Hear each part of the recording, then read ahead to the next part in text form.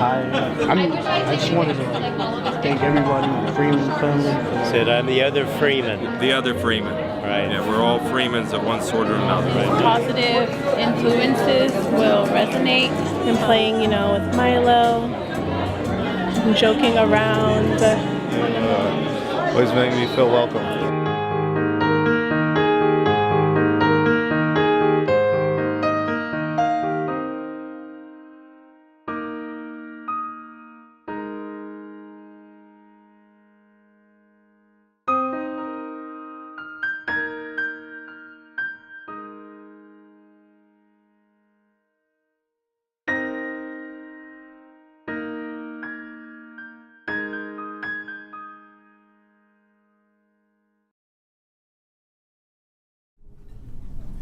Good.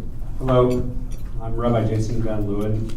I got to know Philip as a chaplain for Vitas Hospice, and the care team got to know him pretty well, and just wanted to say that I represent the entire team that took care of and want to express my grief for this losing this remarkable man. We deal with a lot of patients, and this is something that is a normal course of events for us. But every now and then someone comes along that gets under our skin, and Philip certainly fit that bill. Many of you are aware of his being a devotee of Dr. Silo's work, and I guess you could call him a spiritual humanist. And I learned that, he was raised Jewish. He came from a Jewish family, so it seemed to make sense. It all makes sense. And I had been doing some meditation on my own, and I realized that God's name. What is God's name? The name that we're not allowed to say. There's Adonai, and then there's this other word that it really says we're not supposed to say. And the reason why is, as I discovered through my work with Philip and some of his challenging reading, is that the name of God cannot be said. It can only be breathed in and breathed out. In fact, when we breathe in, we say the first syllable of God's name. When we breathe out, we say the second syllable of God's name. It is not to be spoken, it is to be whispered. And the truth is very near. It can only be heard in the form of a whisper. I learned from Philip that God's name, the essence of God, is really the breath of life itself. And he and I seem to have a meeting of the theological minds as a result of our encounter with each other. And of course, he would make it a point when I would leave to say, Baruch Hashem, blessed be the name, which was really kind of nice. And I read a lot to him of Dr. Sila's work. I took a couple of pictures of a couple of the pages. And I wonder, I don't know why this happened. Some of you are wondering, making questions, why did this happen? I don't know. I don't have any answers for you either, but I do know that his journey through the valley of the shadow of death produced one more student. That was me. It was probably his last student. And I was honored to be his student. And apparently, from the table out there, I have really good company as well.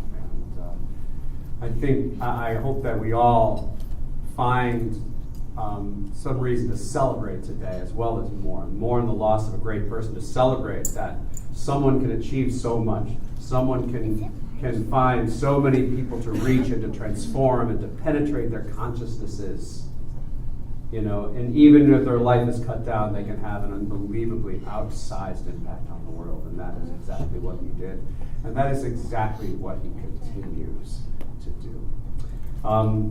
So I have been asked to kind of try to draw from our tradition to try to help us through this difficult time and maybe see some new insights that can help us incorporate this grief and to turn it into something beautiful and lasting.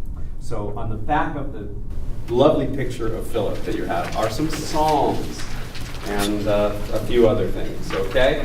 Psalm 23, this is really for all of us, okay? And if you don't, I want you to know that I don't know if you're believe in God or don't believe in God, but when you say, I fear no evil, for you are with me, It doesn't have to be God. It could be, I don't know, Philip. So just throwing that out there before we start. Left side of the page, let us read together Psalm 23. The Lord is my shepherd, I shall not want.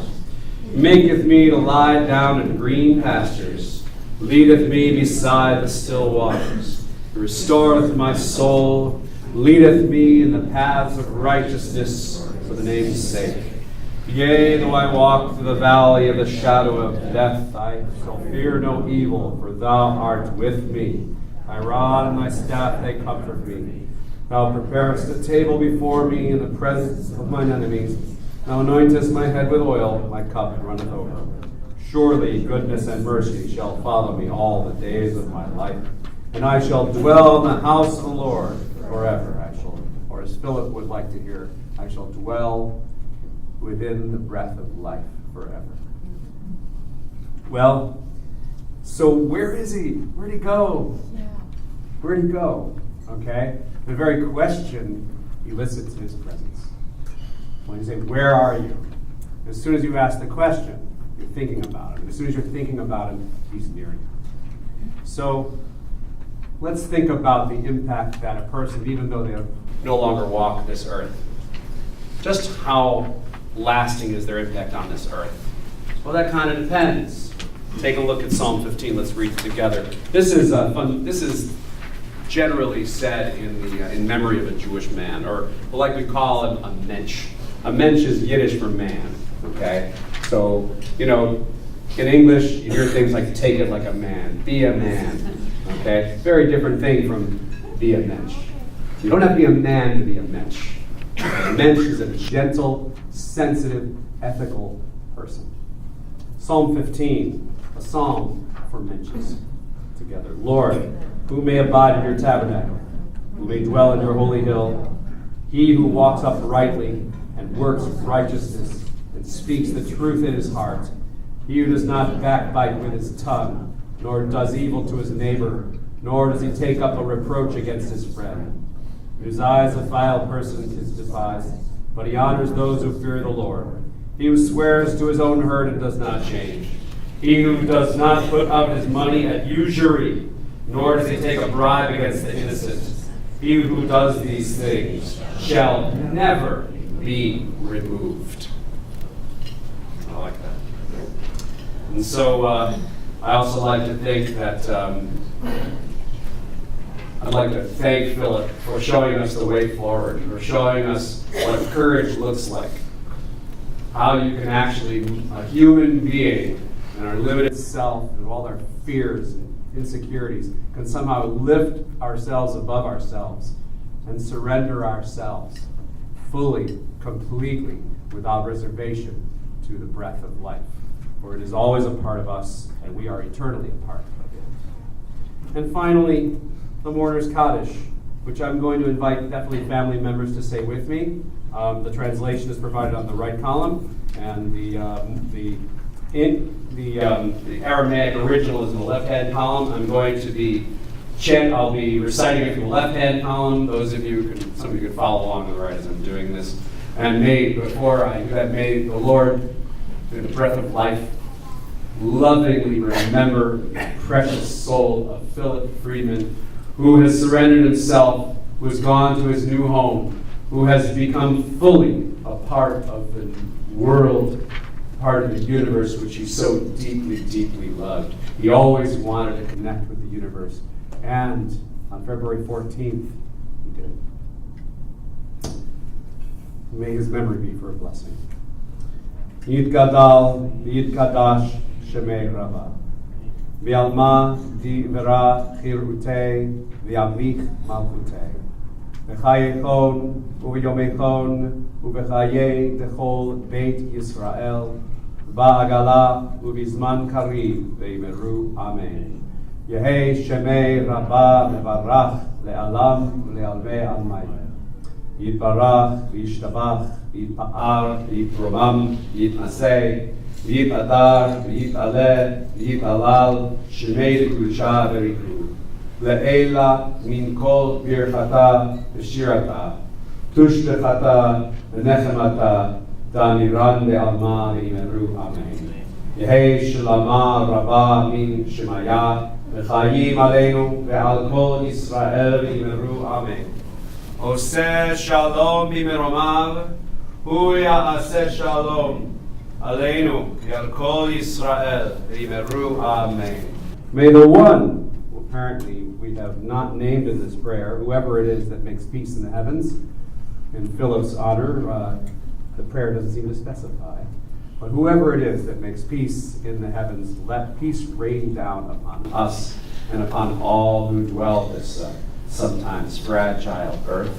Let our deeds speak his praise. And let us say, Amen. Lauren, you are a wonderfully and phenomenally loving, generous, thoughtful, sensitive, and insightful young woman. Your dad knows how much you love him, and I know how much he loved you. As he told me many times, she never gave me one day of worry or concern. Your gifts will be shared with those lucky enough to be touched by your glow, and your dad will always be a part of everything you do. Nelson, your devotion and deep connection to your father and him to you has been profound. And anyone who spent more than a few minutes with both of you could feel that. I know he felt that you deeply understood him and he deeply understood you. He believed in you every single second and wanted to support everything that you did. He would have swam between continents for you. He wanted to be there for you forever, and he tried. He waited to go until each of you were within blocks, literally, of him, and knew that you would come to his side. Your father cherished you both, and I know how proud he is of each of you, including your accomplishments and your struggles. He is with you always, and he will be at your side. I'm not much of a public speaker, but I just want to say thank you to everyone for all the love and support you guys have shown him over the past 59 years, and especially the last one. Thank you. So thank everyone for being here today and honoring my father's life. And I know personally I couldn't have wished for a better father, and I know more so in the last year I realized than ever that there'll be lessons from my experiences with him that I'll continue to learn for the rest of my life. And I think that in a father's passing, that's the greatest gift a son can have. And I'm sure each and every one of you have had your own unique and individual experience with my father, though from the sentiment in the room and from knowing my father, I'm sure that it's been one of depth and caring and compassion, and my father's principles will live on from his example, experiences we've all had with him. I know personally the rest of my life, I feel like I'm sure for everyone in this room, and I just want to say thank you so much for being here and celebrating my father's life. Thank you very much.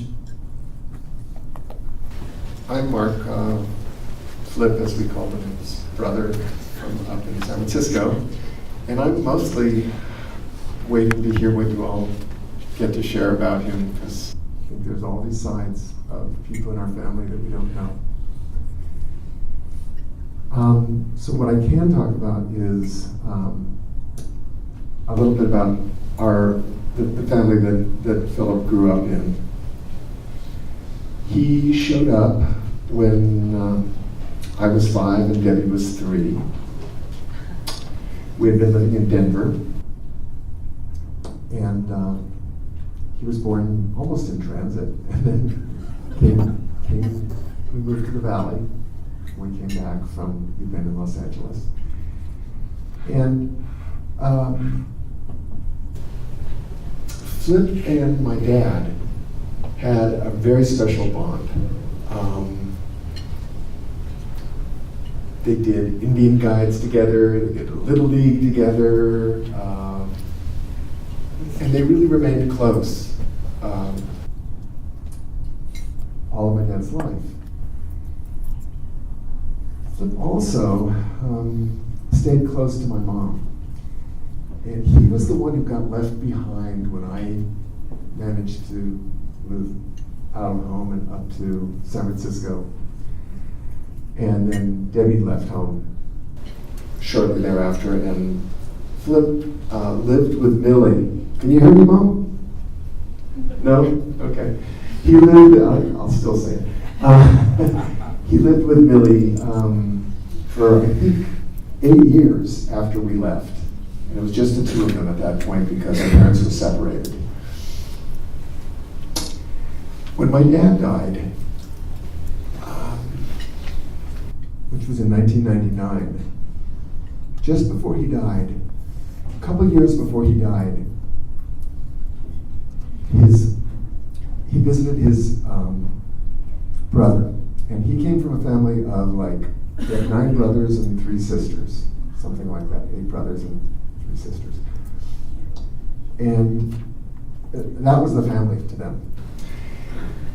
And the brother that he got along with the least was dying of lung cancer. And my dad went and visited him. And that big brother, Uncle Lee, said, nothing else matters. The only thing that matters is people that you love, and you have to tell them now. Don't wait. And one of the things that my dad did at that point was to pull me aside at one point, and my brother aside at one point, and said, you guys have got to really become close again. That's what I want. That's like my birthday wish or something like that. And we did. We did after having not been close for about 10 years. Which was great for all concerned. And my partner Ken and I got to meet, we got to know his 2 kids. We had met them earlier, but we got to know them. And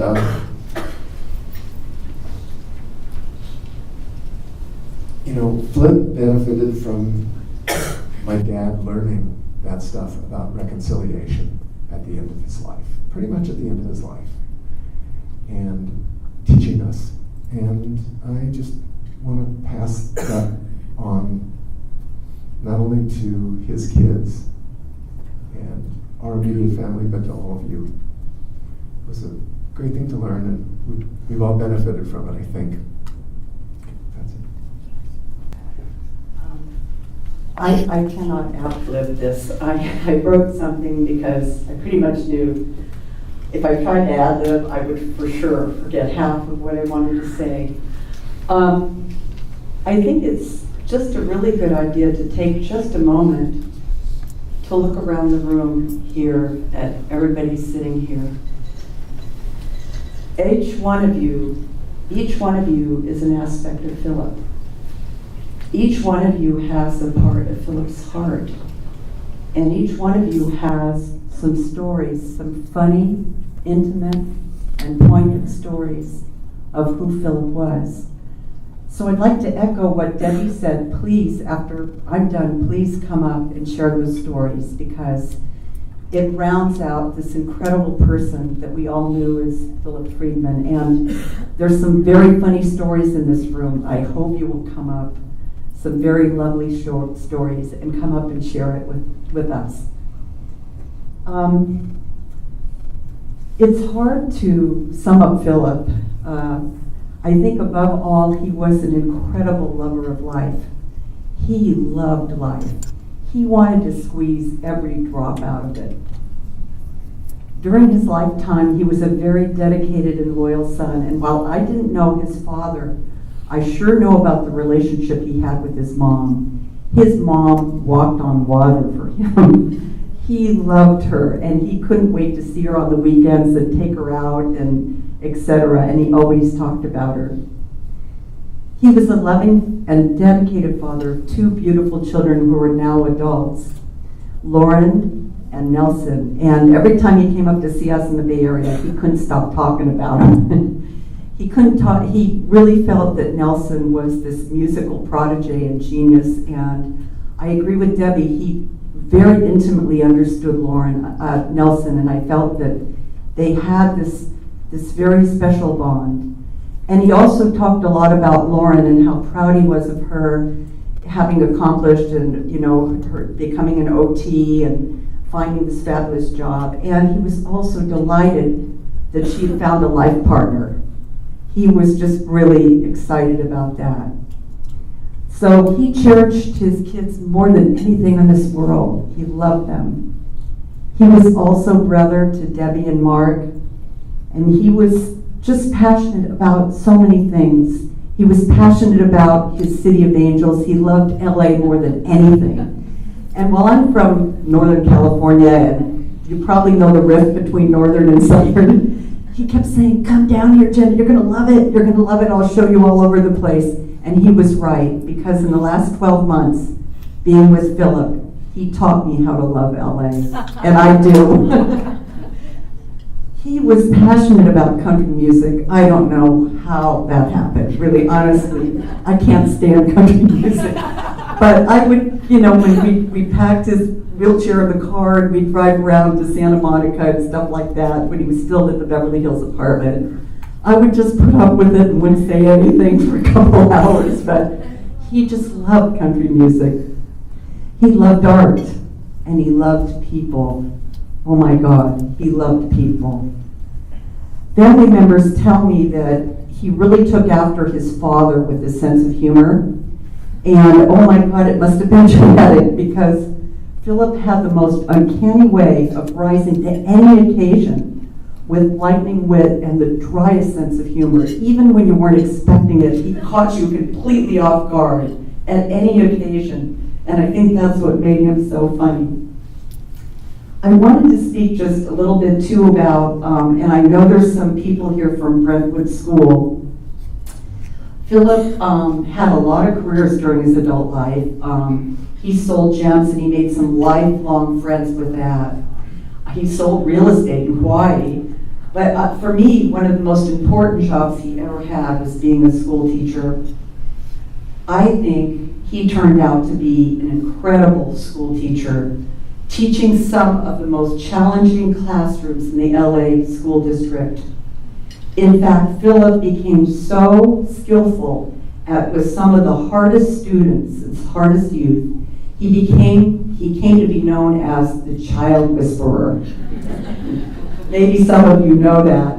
So even not only with his own class, but when other classrooms were having total meltdowns, when somebody kid was on the rampage, they'd say, "Call Philip Freeman, the child whisperer. Get him in here now." Because he was excellent in what he did. He was incredibly good. So I wanted to share just something that a friend of ours, Paul Tooby, wrote about Philip's expertise in being a teacher. He said, "I saw how Philip was always helping others, for example, with the special ed kids he taught. He would say that by the time these kids got to him, they had been kicked out of 4 or 5 classrooms and had been told so many times that they couldn't do anything. They had absolutely no more faith in themselves." So what Philip would do when he would take these kids who were discarded and no one else wanted to deal with, and he would look for something positive in that kid, no matter how small, he would look for something positive. And he would build on that positive point, and very slowly he would take that child up in an upward direction so the child began to have faith in himself. And he would help from that starting point. And these children learned, maybe for the first time ever, how to have faith in themselves. To do this, Philip would use all his humor, all his quick wits, everything to cajole, persuade this little person in a human way. And the parents of these children recognized this in Philip, this unusual gift, and his willingness to help, something few or could do. And I'm hoping some of the teachers here today will share some of these stories about his time in the LA School District. There's so many other things I'd like to share, but I think I'd like to share most of all what I knew Philip best for, and that was his social activism and his spiritual background and his spiritual search, because that's how I knew him. I met Philip in 1978. I think he was selling gems then. We met in Houston. We both happened to come by the house of mutual friends, and the only thing we all had in common was we were all members of this new spiritual movement started by a guy in Argentina named Silo. The movement, as it was called back then, is based just on several really essential ideas. One is that most of the time we're asleep as human beings, but there's a way to wake up. And Philip really related to that. Two, that suffering and pain exists, but there's a way to overcome it. Three, that one's own welfare and spiritual development and transformation is intrinsically linked to the welfare and happiness of every single other person. And that's what kind of that was Philip's motor. And finally, there is no meaning in life if everything ended in death. And Philip was a strong believer in that. He did not believe that things ended with death. Philip's involvement with the Siloist movement spanned 3 decades, as it did with me too, even more than 3. And it took him to Argentina and Chile and India, to Europe, as well as Ethiopia and Uganda. And there were many times we would find each other on retreats, studying themes of self-liberation, of surpassing suffering, of nonviolence. We'd meet up in Chile and Argentina and Mexico, and often he would bring Nelson or Lauren with him too, and that's how I first got to know them, especially Nelson in Mexico. And Philip would always be there with his playfulness and his humor and his wide-eyed curiosity that would disarm anyone. He was like an innocent kid. And often I would have to drag him out of cafes. He would start a conversation with some total stranger and get mesmerized, and the person wouldn't want him to leave. And so often I would have to drag him out, saying, "Come on, Philip, it's time to go." Because in a nanosecond, Philip could become fast amigos with taxi cab drivers, hotel, restaurant workers, people in the street, people in cafes. Few people could resist his charms, because Philip was really charming. So in those crazy retreats and international gatherings, Philip would also be involved in some social project, because this is part of what we believe is your spiritual transformation also depends on getting out there and trying to help others, and trying to work for social justice, and trying to be good to others. So invariably, he was always involved with that. He worked tirelessly as a volunteer coordinator for the AIDS medicine recycling program, and there was a slide where it showed a whole bunch of pill bottles in front of him. Those weren't Philip's pills, those were for the recycling project. And that provided crucial antiviral drugs for people in desperate needs of them, mostly people in foreign countries that had HIV that weren't able to get any drugs to help them. He organized relief aid for Haiti, and in 2009 he became the Los Angeles Regional Coordinator for the World March for Peace and Nonviolence, a march that spanned the entire globe to demand an end to the production of nuclear weapons. Yeah, and it was great. He did a great job, and there are several organizers here that know what kind of job he did. During that time, he met with the mayor of Los Angeles, and he said, "You've got to make a day of nonviolence for Los Angeles," and he got it done. He also, at night, walked the streets with Martin Sheen and others to ask for an end to nuclear weapons. And all of this was organized by Philip. He started this program on Meetup, and just with 4 people, right? 4 people, he began this incredible project, which was very successful. And during all this time, Philip remained a dedicated father, And he always continued to widen his circle of friends, always bigger, always more, always adding people to his heart. In fact, he never stopped adding people to his heart, and I believe this is the most remarkable thing about Philip. He absolutely loved the world, and the world loved him back. And I was indeed lucky enough to witness this, especially the 12 final months of his life, when all the love Philip set into motion came back to him. From the moment he became ill and needed support, he was surrounded by friends and family. And I have to tell you what a family Philip has.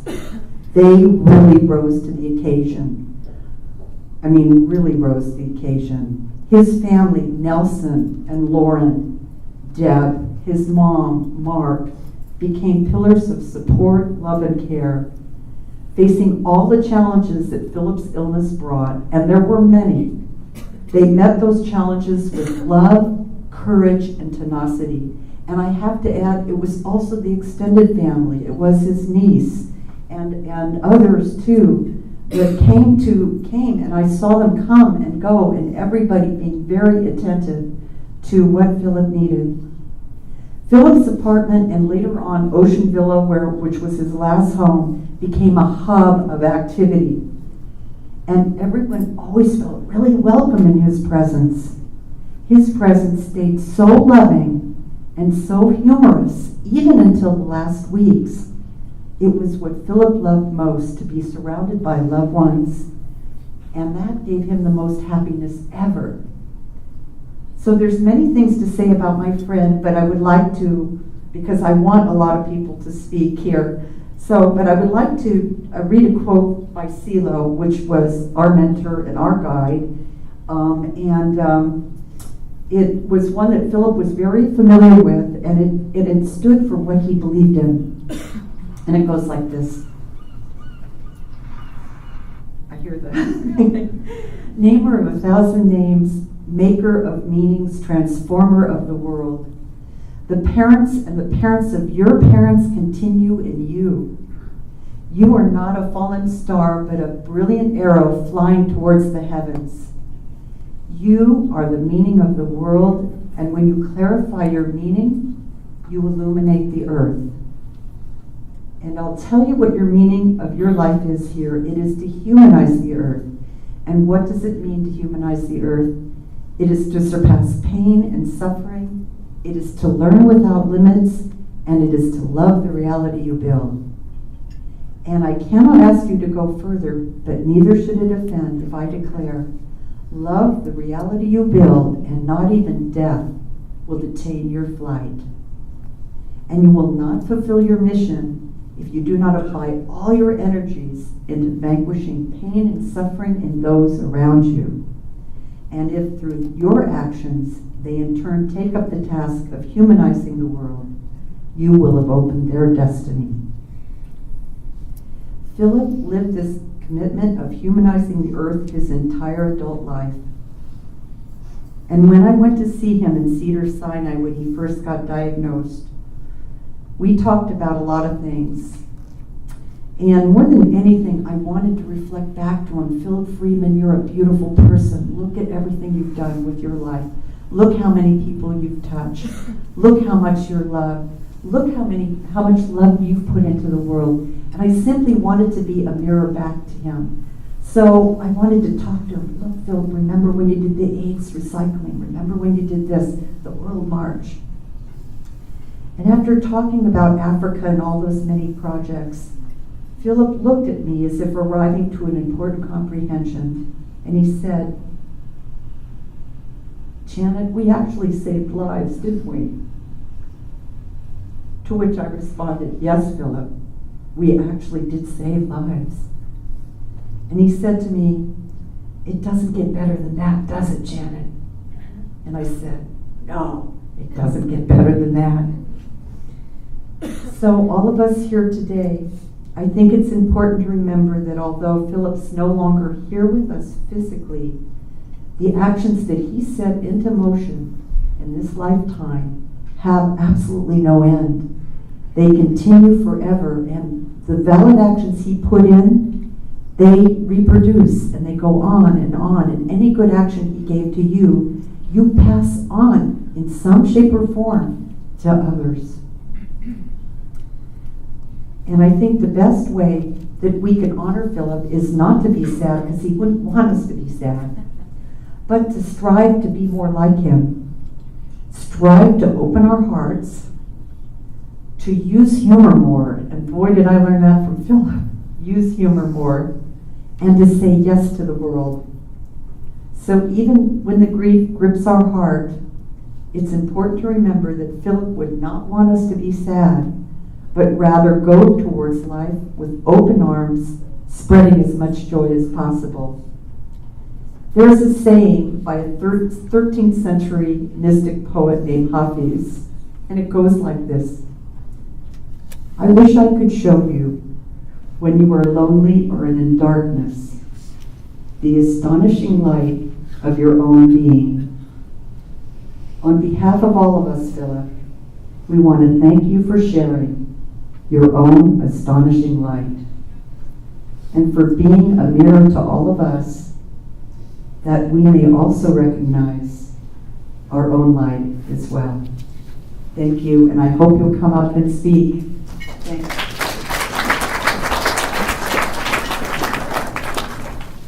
I'm Julie. Most of you in this room know him as Philip. Well, I knew him, and my brothers knew him, and my cousins knew him as Flippy. He was Cousin Flippy. And Flippy and Mark and Debbie and I and Jill and Steve, our other cousins, we all grew up together and swam in our family home in our pool and had holiday dinners together, and we were just family. We grew up and loved each other, moved away from each other, but looking around this room, I really see and am experiencing this great devotion that we have in our family. And something that really struck me was the word reconciliation. We're born into these families and we love each other and we have conflict, but there's such a feeling of forgiveness in myself, and I hope in other people I've had conflict with, because I love you all. And wherever you are, Flip, God bless you. The one of the last things that we all did together was Debbie and Flip and I, we went to a Clippers game a couple of months before Flip got sick. And Debbie and I had tickets and we were going in, but Flip, God bless him, he was going to get courtside. He didn't have tickets, but he was going to get down there, and by God, he did. And Debbie and I were sitting up in the nosebleeds, and Flip, I don't know how he did it. He was just, his slick self, and he did it. It was just so much fun watching him. He was just smooth, And so, I remember going to visit him when he was so ill and rubbing his feet. He looked at me and he said, "Thanks, Jules." So I'll remember that. Remember his spirit and his fun and the cranberries and walnuts he brought to Thanksgiving at our Hesby Street house. And the last thing that I want to say is I want to honor Debbie. I've never seen a more devoted sister, a more loyal friend, who really stood by Flip through this whole experience. What a wonderful light you are, Debbie. Wonderful, wonderful light. God bless you for doing that for your brother. And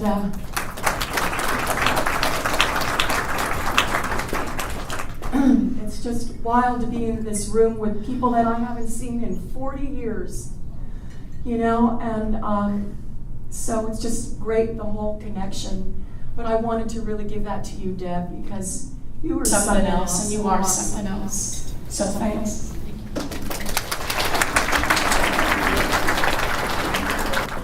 My name is Steve Robbins, and I taught with Philip at Hobart while he was there. I think he was there, about 8 years, I believe. And he taught special ed, and our rooms were next to each other. We weren't room partners. But when I saw the slideshow, I also liked country music. So So I was thinking, you know, when I first met him, because I got there early, he got there early, so one day I'm going from my room to his room. I was playing country music. He was playing the same music in his room. So, you know, so and then we became good friends. We went out to lunch a lot. And about a year ago, January, a bunch of us, because I retired, and a bunch of current and ex-Hobart, we got together for lunch, and Philip, he joined us, and he was fine. And then at the end of February last year, I get a text, not a text, I got an email from him. He wanted, because I had brain cancer also, and I survived like 11 years ago, so he wanted to know what kind of cancer I had. And I thought it was kind of a strange request. And then when I asked him why, he told me what happened on Valentine's Day, which oddly enough was not one of his favorite days to begin with. He was very anti-Valentine's Day, if anybody didn't know that. So he was somewhat of a chauvinist, you know, just between us. So anyways, and then I thought it was kind of eerie that they gave him 1 year and he lasted to the day 1 year. So I wonder, you know, if it's psychosomatic or what, but I just thought that was real strange. And I went to visit him last May, and I even went with him to Cedars-Sinai, and the woman taking care of him was from Illinois, and she had some relation to Lauren or something. I don't know who she was exactly, but so we drove over to Cedars. We parked in the wrong place, so we had to walk a long ways, and had to push him in his wheelchair about I don't know if you've ever been to Cedars, but it's quite a complex there. So we had to push him over there on a hot summer day, but it was hot, let's put it that way. But Philip was a great guy. You know, he did miracles with the special ed kids at Hobart, because he had some of the toughest kids, and the youngest ones too. But he was like somebody, I forget who it was, Janet was saying, he was always very positive. He had positive things to say to the kids, and he just brought them up. And then last August, I organized the day where a bunch of Hobart teachers, we went, because he lived right behind Roxbury Park, so we all brought something like we're going to have lunch there. But his apartment, he had like a little pulley and it broke, so we just brought the lunch up there and had lunch in his apartment.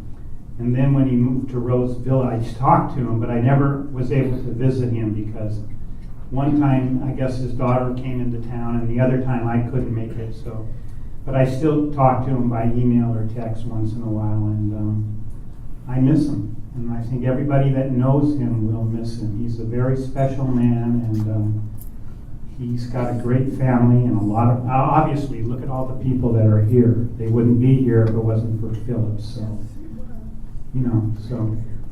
I think, Philip, you did good, and Lord, you got a good one up there. Thank you.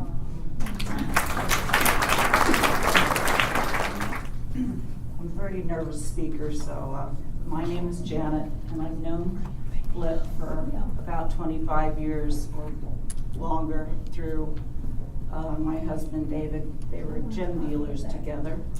And he would come up to Sonoma, and when he was visiting Janet, and stay at our place for a couple of days. And you know, I really got to know him, and got to appreciate his uniqueness.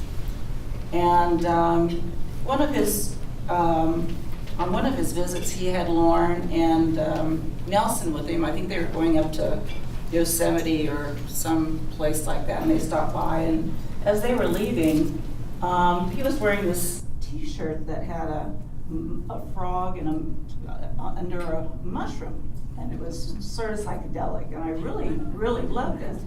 And he goes, "You really love this T-shirt, don't you?" I said, "Yeah, I really do, you know." And he just whips it off his back, hands it to me, goes to his trunk, puts on another T-shirt, gives me a hug, and they drive off.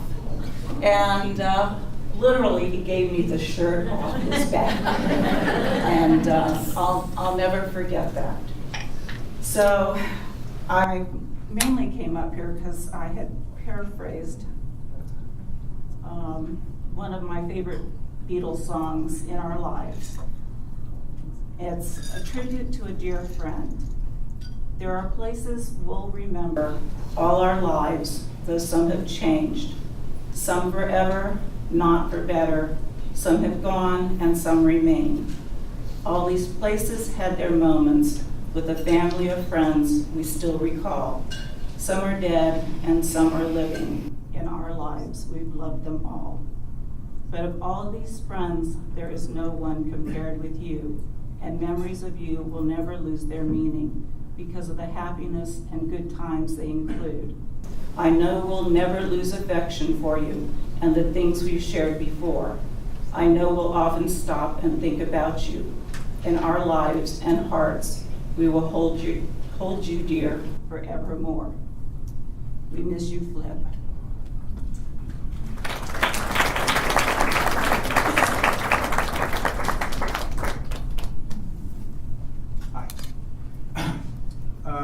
I'm Ron Garcia, and I don't know who you guys are talking about because that's just Flip. And I've known Flip since kindergarten, and he's just my brother. And I've known Mark and Debbie and the gang. And Millie, I love, Millie, you're my mom, you're my aunt, Millie. In 1968, we went to a beach house with my family, Carpinteria. It was the last night of the Fugitive episode where the one-armed man, was discovered, right? So for whatever reason, the entire city of Carpinteria was in the house that we were renting that night. And there was a lot of stuff happening. And as a 12-year-old, we were kind of catching on to the partying spirit. But the house was filled, and everybody kind of crashed, and we were on the floor, jam-packed with 25 people in this little beach house. And the next morning, we woke up, and Flip was laying next to me, and I had my arm around him. And somebody decided to call me Huggy Boy. And I have been known as Huggy Boy to Flip. I'm 60 years old, was both born in 1954. And when I guess his phone broke when he got sick, because I didn't hear about it. And I was on, and I don't do Facebook, but for whatever reason, in November, I looked at a Facebook page and I saw that picture of him with his kids in the hospital gown. And I texted him, and it was like, took 3 days to get, the first thing he said of the text was, "Hey Huggy, how are you? How's your family?" And I said, "What's going on? What's going on?" Oh, and then the text goes, "Shit happens." I go, "What's happening? Can I talk to Lauren? Can I talk to Nelson? What's going on?" And then 2-3 days later, I just was watching TV, and the little text comes in, "Stage 4 brain cancer." So I immediately booked a flight and came down to see him. And, he was there. We had a great time, that time. But one thing you guys don't know about him, or maybe some of you probably do, is that, we were the guys with long hair. We hitchhiked all around the country. We've been doing this stuff forever, and every girl in the world loved this guy. And of course, Flip's thing was that wherever he would go, some beautiful girl would be like there, and you go, "She wants me." She wants me. And I go, "Is that how you do it?" Because I couldn't figure it out. So when I was walking him in his wheelchair to lunch in November, there was a crossing guard there. He didn't look his best in those days, his last days, and she reached over and said something to him, and he looked up at me and said, "She wants him."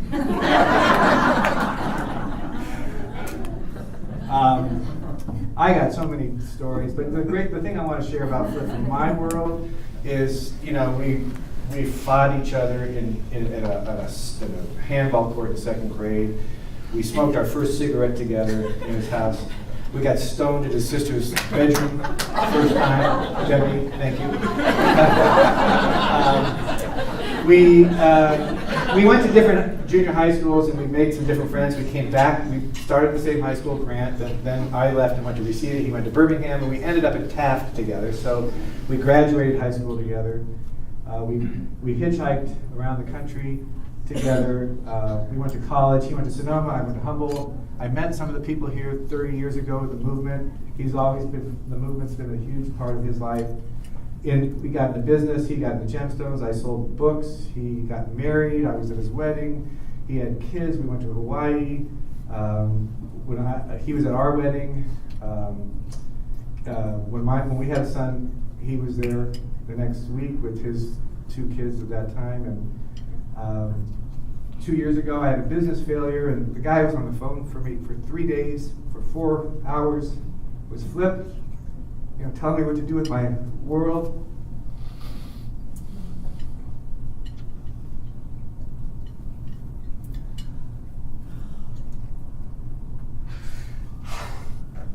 I love him, and I'm really glad that you're here. And we're all missed. So, thanks.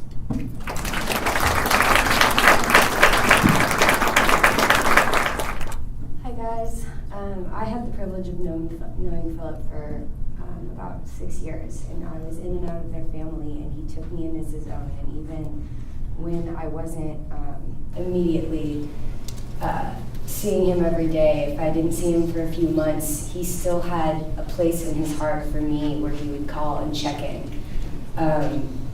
which is crazy considering that, with the way that life is now, we meet so many people. And with Philip, he follows through and keeps in his heart every single person that he meets. And up until the end, even when he could barely text because of his stroke, I would still get text messages from him sending me love, and that means the world to me. He was such a good man and never forgot anybody that he ever met. And I think that we all need to do the same thing and never forget him as well.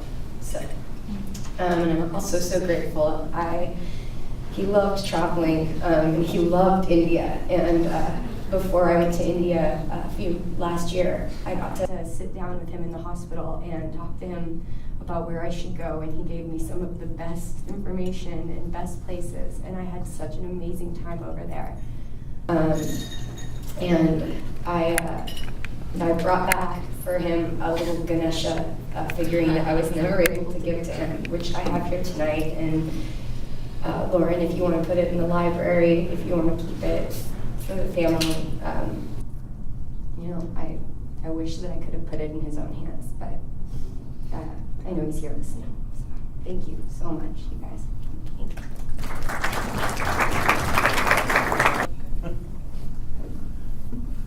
Hello everybody, my name is Ken Dickinson, Janet's husband, and friends with Philip for a long time. I was trying to remember one of my first earliest memories of Philip, and I remember him asking me one time if I knew why 6 was afraid of 7. And I said, I've no idea, Philip, why is 6 afraid of 7? He said, because 7, 8, 9. So that was one of his great jokes from his school life, and he was full of things like that. But we also had a kind of a poetic life together. Philip was a poet himself. I remember he wrote this very moving poem called Budgie about his father. And we organized a poetry tour around California in 2008 on this crazy kind of, you'd think of it as a hippie bus now, I guess, but a bus covered in poems. We traveled all over California. We had an event in Roxbury Park, right behind his house there.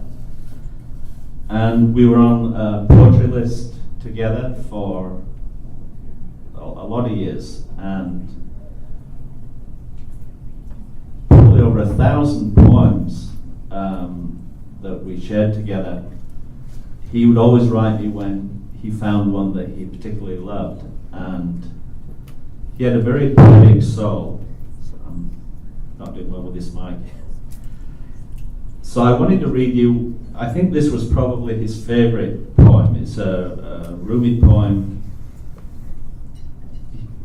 Why he loved it, I think, there's a particular version of it on YouTube. It's an old trolley car driving down the main street of San Francisco towards the Furry building. And Coleman Barks, who translated this Rumi version, is saying it. If you have a chance to see it anytime, it's really beautiful. And I think this was his favorite poem. It says, "Who says words with my mouth?" All day I think about it. Then at night I say it. Where did I come from? And what am I supposed to be doing?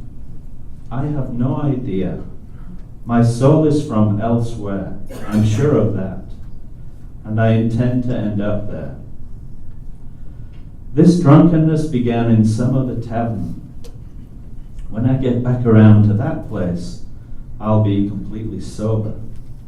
Meanwhile, I'm like a bird from another continent, sitting in this aviary.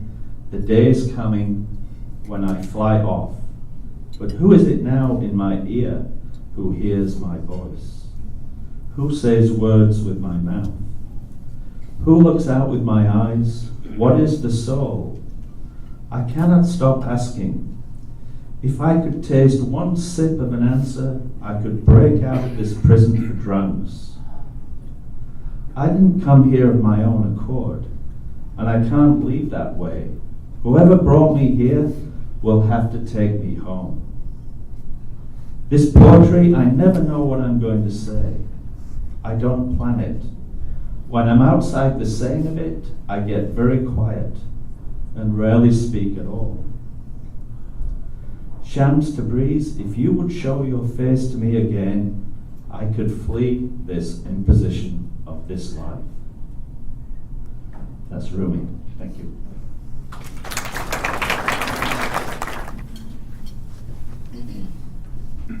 Hi, my name's Ann, and this is my husband Patrick. We met Philip 5 years ago in January. I was going through a hard time, and I was kind of looking for something different, and I was on Meetup, and I saw this thing about the World March for Peace and Nonviolence. I didn't really know what it was, and we went to a meeting at Philip's house, and there was 4 of us. It was my husband and I, Philip, and a girl named Nancy Nolan. And a little less than a year later, in December, we were like 4,000 people marching down Wilshire Boulevard. And this type of thing started with 4 people at Philip's apartment. What was crazy about it is, there was a lot of people that kind of joined up, obviously, for it to become such a big event. And there's a lot of personalities and a lot of egos and all that kind of thing going on. And the thing that, for me, that was so amazing about Philip is he was so humble, and he just made so many things happen in such a calm way. And when those conflicts would come up and I would see how he would deal with it, I was like, this is a guy that really walks the talk. He's not just talking all this cool stuff about peace in the world. I saw him really doing that, like for real, and that really amazed me. And I think one of the things that is so amazing about Philip, it's not just the man he is because of all the things that he has done, and he has done a lot. It's the person it's what happens to the people who know him. When I met Philip, I was at the end of what was, I've been struggling with drug addiction since I was 15 years old. And this June, I'll have 5 years sober.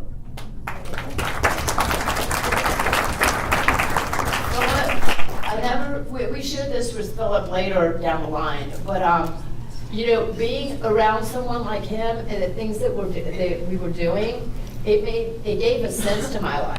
It made me believe that there were good people in the world, that there was a sense to being alive, that there was a sense to life, and that helped me to transform my life, And by me transforming my life, I have also gone and helped other people, So I feel like Philip does live on in me. And as sad as I am of losing him, I can only be so grateful to have known him because he was so inspirational, him and people like him, in me transforming my life. And even in his passing, my mother has Parkinson's, and we decided that, tick-tock, time is ticking. And so we decided that this summer we're going to move to Florida to be with my mom. And once again, that's thanks to Philip for, just showing us that, you really have to, what's important, and, what's important is the people that we spend our time with.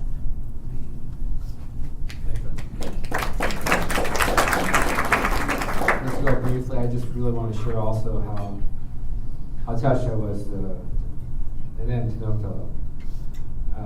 there's sayers in the world and there's doers, and Philip's a doer.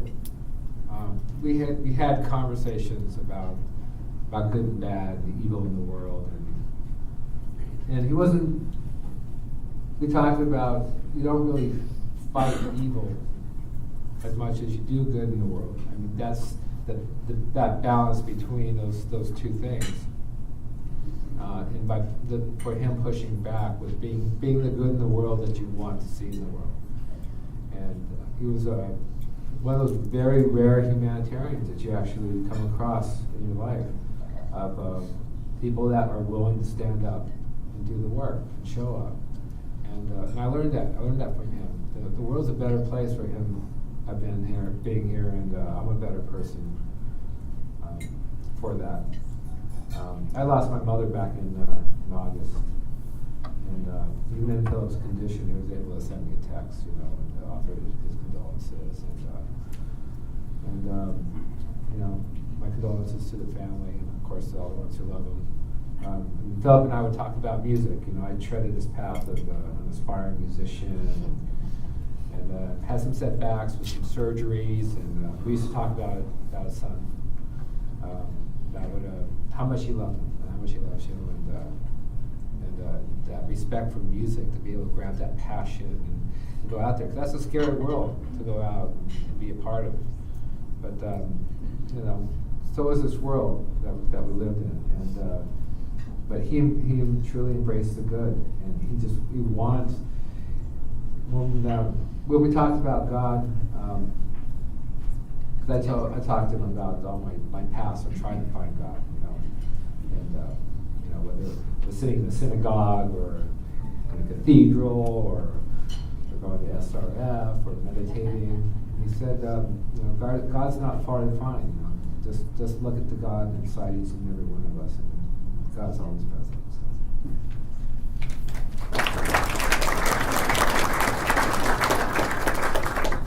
Hi, my name is Alita Taylor, and I'm principal of Brentwood Science Magnet, the last school where Philip worked. And this is... My name is Irina Sugar. I'm assistant principal who worked with Mr. Freeman as a special education teacher. So our social committee put together a poem, a prayer that Dr. Sugar is going to read, and then I have a very quick, funny story.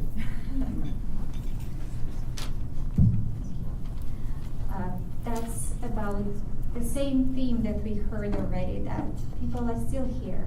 And this is Native American prayer that we believe Mr. Freeman would speak to us with. I give you this one thought to keep. I am with you still, I do not sleep. I am 1,000 winds that blow. I am the diamond's gleams on snow. I am the sunlight on ripened grain. I am the gentle autumn rain. When you awaken in the morning's hush, I am the swift, uplifting rush of quiet birds in circling flight. I am the soft stars that shine at night. Do not think of me as gone. I am with you still in each new dawn.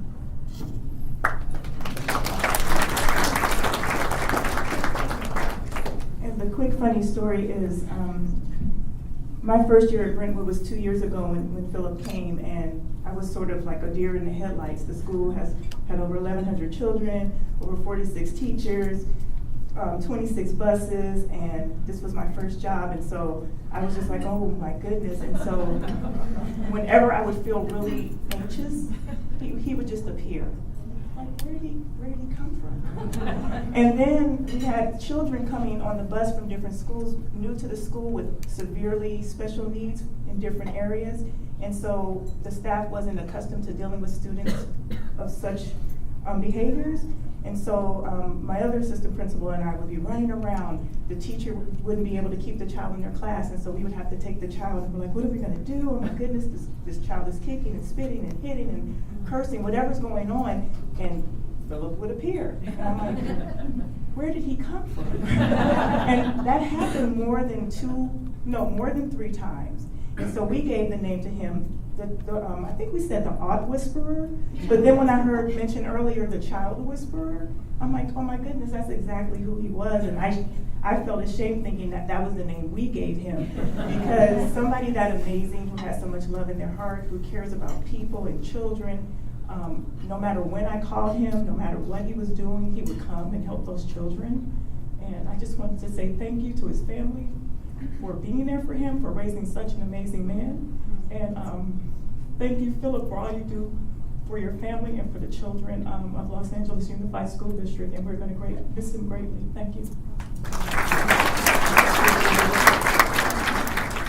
There are people here who may not know that the reason that my brother was able to move into a really beautiful place overlooking the Pacific Ocean and have health care from the day he got sick until the day that he passed,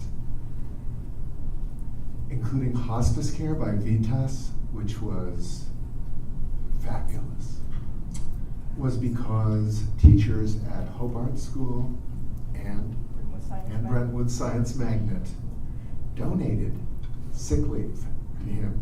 You may have heard this.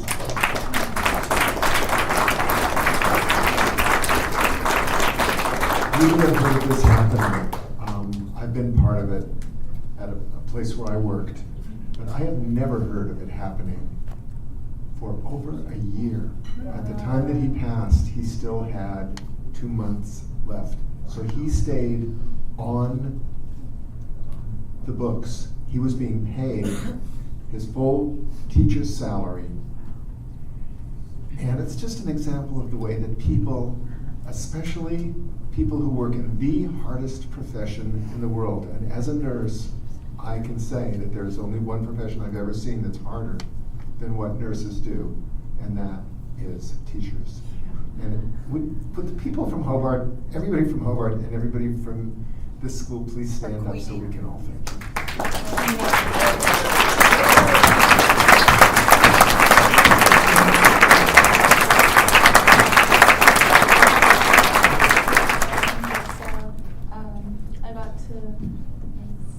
I got to know Philip over the past couple years through Nelson, and he was just a really sweet guy. Everything that everyone said couldn't have been more true about him, and he had just such a kind heart, and always was so warm and welcoming to everyone, to complete strangers. And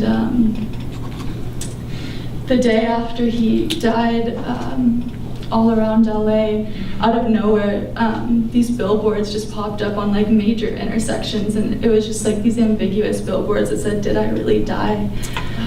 And it just was such a sign from him. I feel like it was him sort of,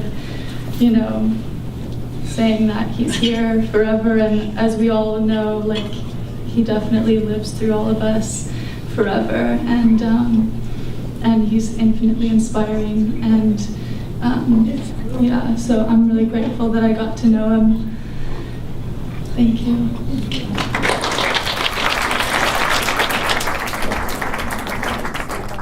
This is going to be very hard to follow everyone. Just such amazing sharing, such beauty, such joy, such love, such peace. I'm the other Mark Freeman. Philip Flip and I met 32 years ago. I was just making a major transition from having done what I never intended to ever do with my life. I was in the corporate world and wearing a coat and tie. And after 8 years, I escaped. And I went into the gem trade right as everything was crashing. And of course it's rebounded, but it was a kind of a tough time. But one of the first people that I met was cousin Philip. We called one another. We tried to reach out. I said, "Do you have any idea where our ancestors came from? Because this is so unusual, being named Freeman, my Russian Jewish ancestor coming in the 1870s. We had no idea what who." And he said he didn't know. And his father's much older than mine, but we just accepted that's the way it was. I was truly in awe.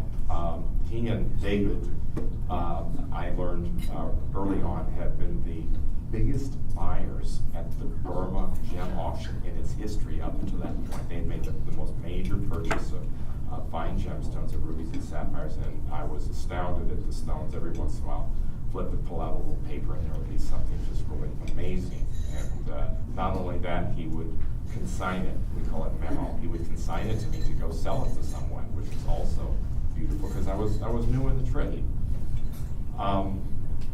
It was an amazing time too because the American Gem Trade Association was just forming, and there's this big thing called the Tucson Gem Fair, and we'd all be going around there. One of the things about Flip is that he was always upbeat. Now, maybe someone's seen another side that I haven't seen. I never once saw him angry. Maybe he wasn't happy about something, but the way he expressed himself was just, it was so at peace. I mean, he didn't show any animosity. There was no frustration, no futility. The only thing that I know that really frustrated him was there was this girl that was like at the bus stop, and she wouldn't go to coffee with him. And he was, as he told him, he would ask her, have a coffee with me, and he would speak about her in very nice terms. Beautiful, just wow, so sweet. And well, the nice thing I know, he's finding out, well, she's in high school. And that's why she's waiting for the bus. It wasn't, a secretary going to work somewhere, whatever. Anyway, and then it goes on, he's married, and the next thing I hear, he's got a kid, and he's moved to Hawaii, and I'm going all over the world, and he's gone that way, and he's not in the gem business anymore. I heard, I don't know if it's so, but I think real estate or something in Hawaii, and whatever else, raising family. And then he shows up downtown in the jewelry district, and I travel a lot, so it was ironic that I happened to be on the streets of LA in the jewelry district, and there he is, and he's going in and out of one of the buildings that we're in, and he's looking for gemstones, and he says, yeah, I'm back here, I'm doing a little real estate, I'm doing a little gemstones and what have you, and we would see each other periodically, and we would keep promising to, kind of get together, but we'd talk a little bit. And then I run into him and I say, how are you doing in real estate or gemstones? He said, well, I'm not doing that now. He says, I kind of made a little transition. I went back and I got a degree in special ed. And I was blown away. Totally blown away. I mean, I was very closely involved with a lady who I helped her get her master's in special ed, and she went off to do that, and she went off anyway. But I was so impressed with the heart space, with the caring for humanity. I mean, I know what this is like. I've worked also a bit as just an aide in the past, and I've worked with Head Start, so I know it's like teaching kids a little bit, but special ed's another thing, and I could hear the passion that he had. That was one of the few times I saw something really fiery, if you will, and it was really kind of amazing. And then I hadn't seen or heard from him, and I dialed the number that I had for him, and he hadn't been answering. And then I called another friend of ours, Harlan Steele. It's interesting that his mother's maiden name is Freeman, so there's a more Freeman connection. Anyway, I said, Harlan, where's Flip? What's going on? And he said, oh, well, you didn't know. And I said, no, people know what. And it's ironic that Flip is one of, I think my brother and I have counted 7 people that we know in our lives, our age and younger, who we've lost to the same thing. I can't understand it. But I found out that Flip, this was about 3 months ago, a little more, was only 2 blocks away from where I live. I mean, literally 2 blocks, same street, just walk 2 blocks over.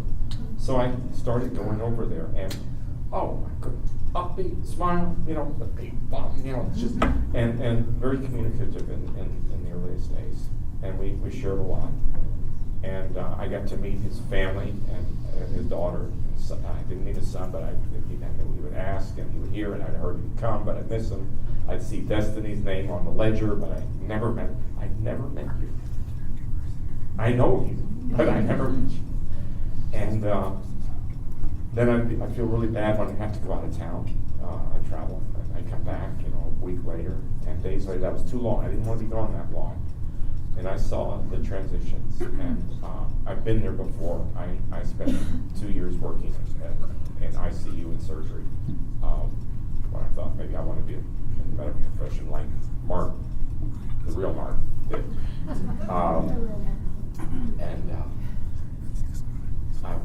I made it back in time those last days. He wasn't communicating with words. His hand sign wasn't there, but he was there. You could feel his there, and his energy, his spirit, and hold his hand, massage his feet. Yeah, put his hand on his heart and talk to him. Whether anybody was there or not, I'd come at all weird hours. They let me in. It's really sweet, and then I left.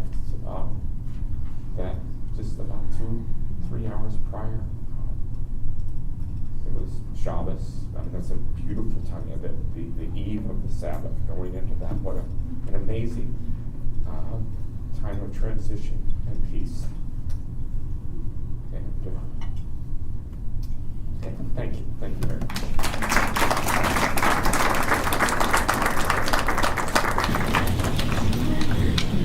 Hi everyone. You have to indulge me. I don't speak American, so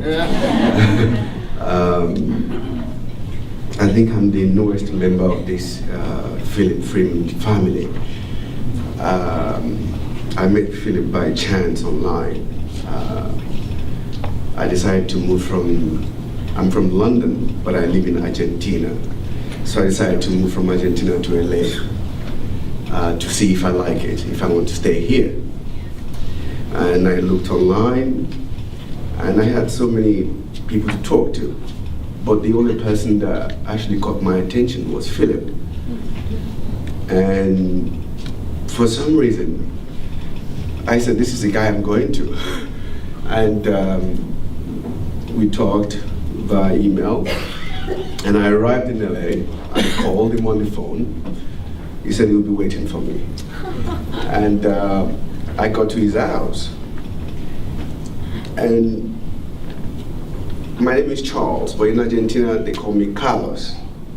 So on my profile is Carlos. I think perhaps he was expecting a Latino to show up. And my family are Nigerian, so what makes me an African. So he wasn't expecting an African from Argentina. But at the same time, his facial expression, my God. You hear these terms, people say love at first sight. Philip and I had that from the moment that we met.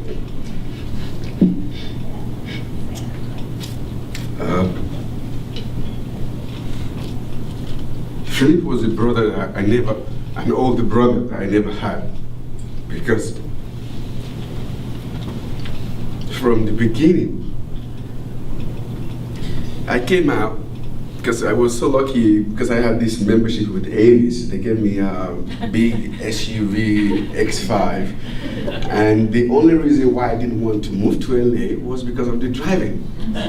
So they gave me this comfortable car, and as soon as Philip said, "What?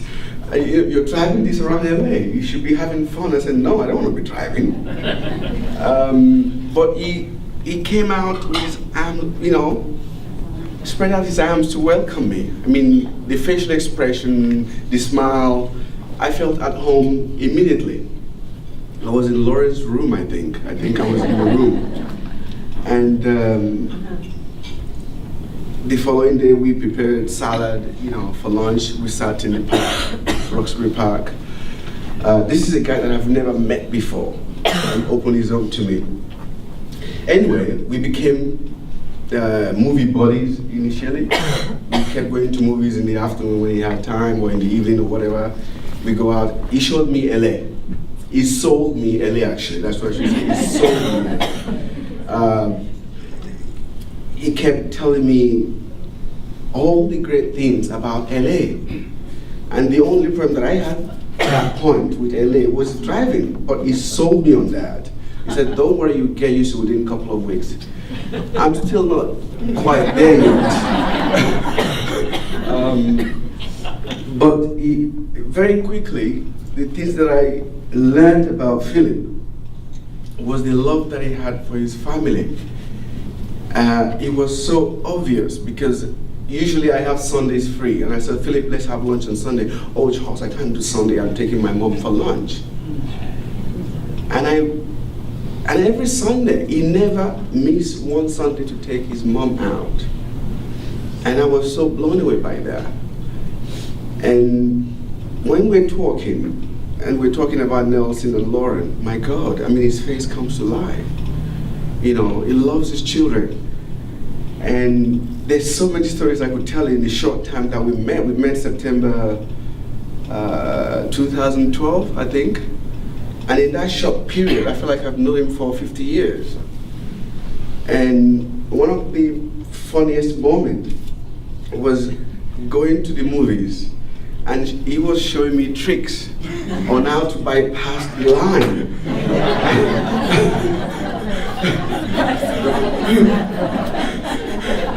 And he knew what to do. I mean, we got into the car park, and for me, car park was initially scary because I've never seen homes actually built for cars. And, you know, there are cars coming from left, right, center. And Philip said, Charles, listen to me, go that way, don't go this way. And he was always right. If I take his direction, we always find a spot. I'm very close to the cinema.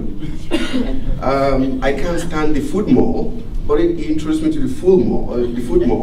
I still don't like it, but he took me there. But the last time I saw him before he got sick, I moved into a new apartment in West Hollywood. So I called him, I said, Philip, you have to come and see my apartment.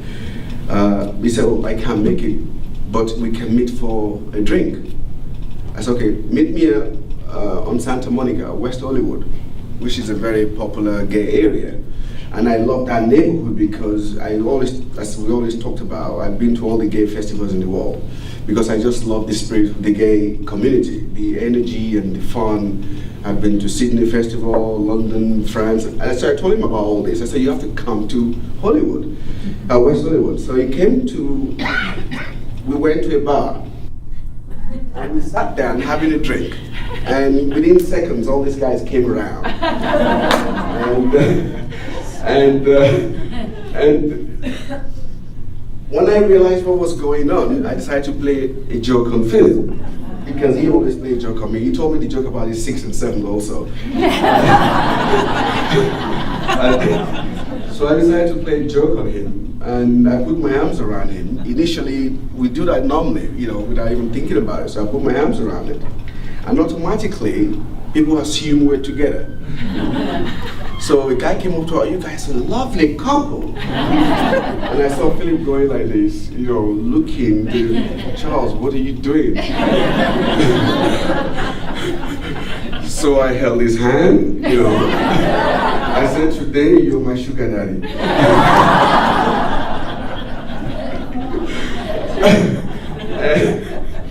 And we had so much fun that night. And made roller drinks. And that was the last night I saw him. And he was supposed to call me on Tuesday after work and come to see my new apartment. I was so excited that I finally found, because I couldn't find a good apartment in LA. I mean, imagine coming from London, you know, sorry, LA, you know, the buildings were built very well. I mean, here is cardboard, you know. So it took me a long time. So I finally found a place with a swimming pool and everything. So I was excited to show him this place. And he never called me. And initially I was like, what happened to Philip? I called him. He didn't answer the phone. I called him again. Philip introduced me to Julie.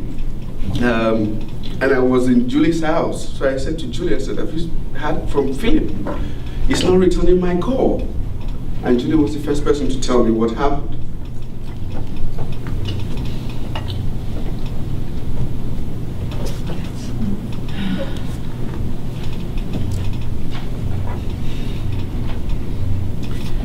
And she said, if you remember, you said, send him an email.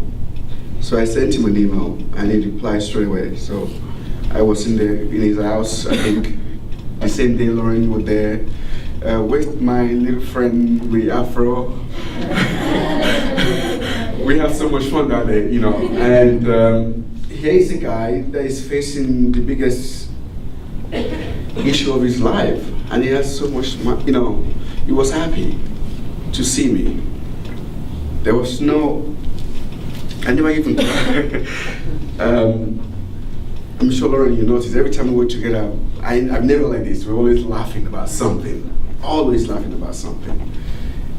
And throughout that year, I was going to see him every week, once or twice. And I'll take friends with me.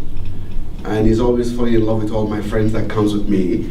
And so I decided, okay, I'll start bringing all my girlfriends with me. You know?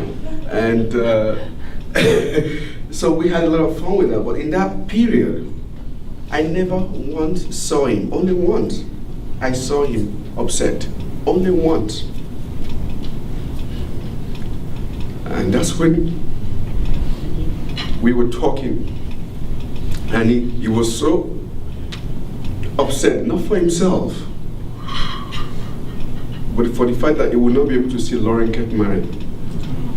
And that broke his heart. And that was the first time ever that I saw him upset. Talked about Nelson and his music every time. And Debbie was, oh my God, you guys rock. They were just wonderful. Lauren was traveling so much, coming forth and back. And if you're looking to see human spirit, there was no better moment than looking at Philip, laying on his bed with a smile on his face, cracking jokes. You know, we talk, I mean, there's a lot of things that I could share with you, but adults will not get it. You know, we got it because we were both kids. And I'm so grateful that he allowed me to stay, because one thing that we had in common, and probably Julie, I don't know if you can testify to this, I go out into the car park, I know the car park attendant, I know the kids, I know how much I know everything about them like that. I'm talking to people. I don't have problems talking to anyone. And the only person that matched me was Philip. And he took me to Century City for the first time. And I was talking to a guy on the dentist chair or the Apple store, and he was doing exactly the same thing. And we had no barrier. And that's what brought us together. And I've never been to any kind of anything like this before. My mother died 15 years ago. And that was my first ever facing someone close to me. And coming here today, I didn't even know what to expect or what to say. I had no intention of talking, but I just saw people coming up. I said, that's what I'm thinking about Philip. That's what he was for me. He was such a wonderful person that I think the only thing that one should take from this is to celebrate his life. Not to be sad about it, even though I'm crying. These are tears of joy, by the way, because I'm so grateful that I met him, and this last year that I saw him once or twice every week, and we had so much laugh. And Lauren and Nelson, please, please, please, it is important that you know that he loves you guys so much, so much. I mean, there was no doubt about that. It was so clear. And Debbie, anyway, I'm not going want to take too much of your time. Thank you for all being here, for letting me be part of your family. Claire, Janet, we all met through Phillips. You guys are wonderful. And I thank you. And thank you for, welcoming me to your family.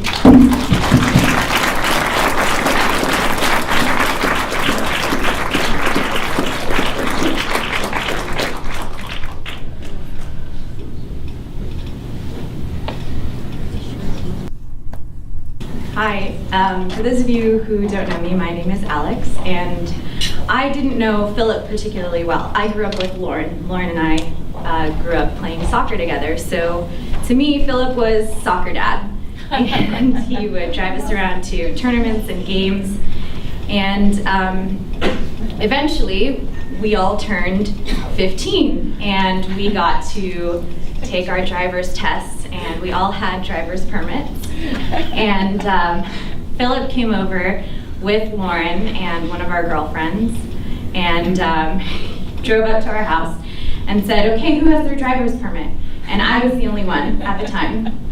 And Philip insisted that I drive his car since he was going to be my adult supervisor. And I was so fearful of driving someone else's car. Lauren probably doesn't know this because I was a loudmouth as a kid.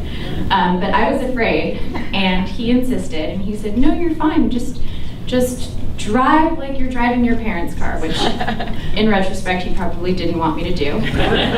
So I got behind the wheel of Philip's car, and within a block, we were taking a right turn from Rexford onto Wilshire Drive, and I turned the wheel as far as I could and flipped the sidewalk and threw off the steering column in Philip's car permanently.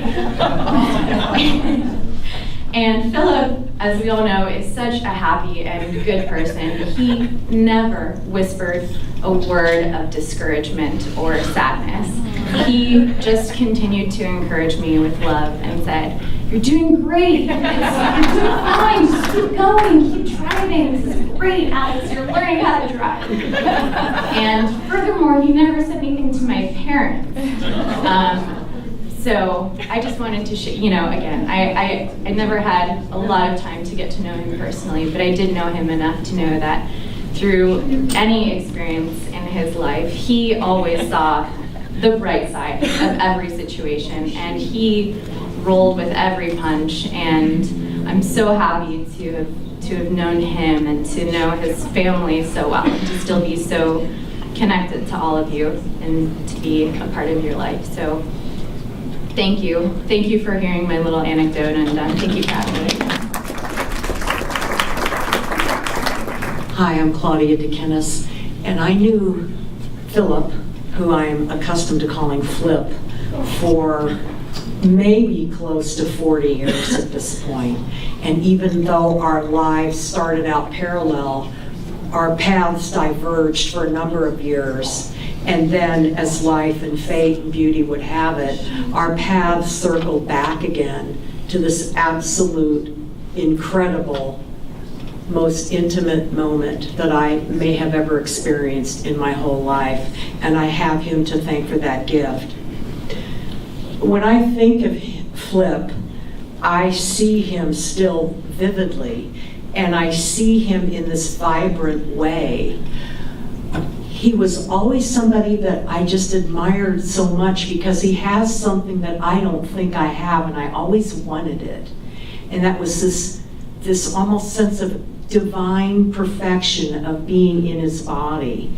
This person, to me, just felt like he was always comfortable being who he was and in his physicality, and how he just seemed to flow and move through the world, as if the world was like water and everything was just his, like the whole world was his oyster, and he just had the best time with it. He was like the god Zeus. Everything was just fantastic, and he would just throw grains of sand and pearls into the world, and he would just bless everybody without thinking whether they deserved it or not. And I just felt that was just an incredible mark of a character who was just made of love. Fast forwarding to the most dramatic time of my knowing him and the most dramatic transition points of his life in the last 6 months that he was with us in the body. He and I had a number of occasions to talk about the most deeply important things. Let me just say that don't wait ever for these crucial moments to say these truths. I would suggest that you call somebody up tonight and have an important conversation with them and let them know that you love them and say profound truths to them, because you don't know when you may not get that chance or if you will get that chance. But we were graced because I'll never forget this, sitting in the kitchen area or the dining area of Ocean Villas. And Flip looked at me and he said, and I hadn't seen him in many years, but we'd just been conversing a little bit. And he just looked at me and he said, "I trust you, Claudia." And that's just incredibly profound. And I said, "Well, I trust you too." And we began a series of discussions on again, off again, about life and about death and what that transition was going to be. And he just looked me in the eyes and he said, "I'm going to die, Claudia." And I just took a deep breath and I said, "I know." And as we talked about these things, I was thinking about my father who passed away 2 years ago. And I did not get to have the profound, honest conversations with my daddy that I really wished I could have had, that I got to have with Flip. So as I was dealing with him on this profound level, I was also in the co-present dealing with integration of my beloved father. And as time went on, he and I discussed that profoundly, Flip and I both believe this, that consciousness survives the physical body. Consciousness continues. No matter what our doubts may be on any given day, and this is just me, and this was Flip, we believe consciousness survives. He's in the room right now, in case you want to know. He's just here, and he is having a wonderful time going, yeah, that's what I think. Oh, that's great, you said this. Oh, that's great, you said that. Well done, well done. So, to further talk about the intimacy, and I won't go too profoundly into certain things because they remain private with me and the family. I just want to say with great love to Mark and to Debbie that I will never forget the moment when Sarita said to us, "Now would be a good moment." And the moment came, and there were words spoken. And at that profound moment, when the words "step into that light" were voiced, he did. And he gave me that gift, that I could be the psychopomp, the guide. Thank you. I love you, Flip. You are such a fabulous guy. Thank you.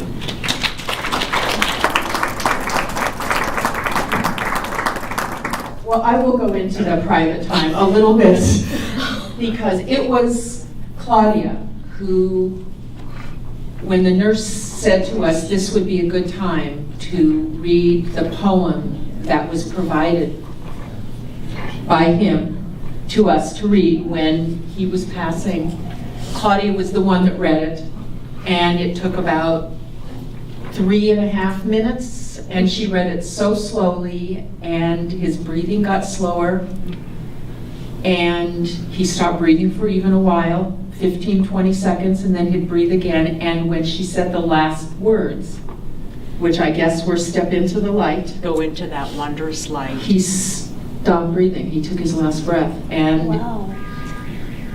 it was miraculous. And as I said, Lauren was a block away, Nelson was on his way. I don't think he could have let go with either of you in the room. Millie wasn't there. And then everybody was there within 5 minutes.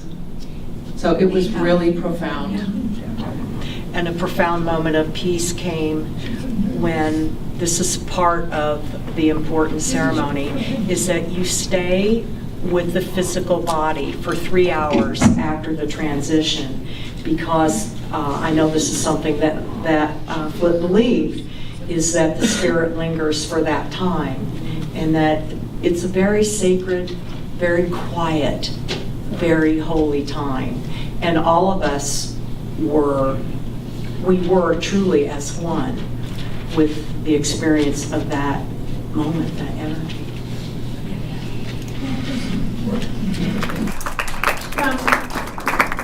And I just wanted to echo pretty much what everybody else had mentioned about him.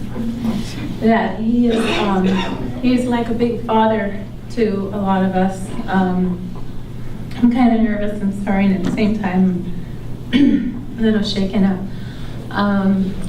He was just a very loving spirit and very brave. I remember when I went to go visit him, he just had so much encouragement.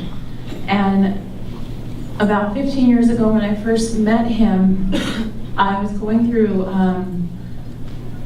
some challenges in my life. And he helped me find a job. He helped me find a job in the jewelry district in downtown LA. And that helped me a lot get on my feet. And he was always just a very caring spirit. And on his last days, I remember I would go visit him on my 10-speed because I had a car accident. And I would go to Ocean Villa on Ocean in Georgina, and I started taking my daughter with me, and we would go play chess because he liked to play chess. He loved board games and like intellectual games, and he was just very, very wise and witty and very bright, sensational humor. And I remember I was sad when I seen him the way that he was on the wheelchair. And but he had so much encouragement and just so much, just the power of his positivity, just the power of his mind. I remember he told me that Ambrosia, he says, I asked him about death, and I remember he said that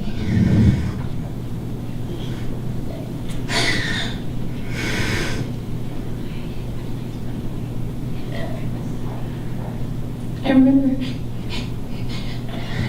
he had said that man, he doesn't believe that stops us. We just continue to go on in a different transition, in a different level in life, and that everything that we do to each other, that we take with us to the next destination wherever we go. So it's so important to do good to each other and in life. And so I just remember all his positive radiance in him. And I remember he told me that he loved art, and he had art collections. So I just miss him. And he was a fighter. So that's all that I have to say. Thank you. Hi, everybody. First of all, I want to thank each and every one of you for being here with us today with Philip. And I was with my father at one point, and so I didn't meet Philip till a few years back.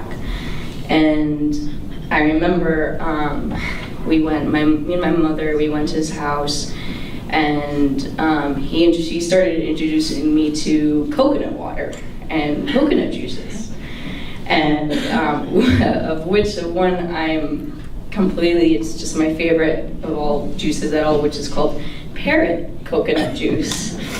And so he would always rave about it, and so he would always talk about it. And he is also one of the reasons why I started looking into more like of the exotic fruits or stuff that is actually really healthy for you. And he really put me on that. He helped me put. He helped my mom and I, well, mostly me, to be put on the right track with more healthy eating and more knowledge about that.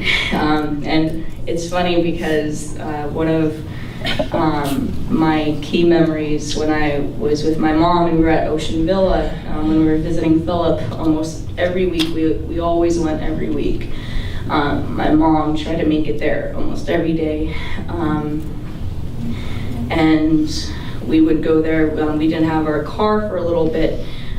We lived locally, but my mom and I, we would just go take the bus or something to go see Philip.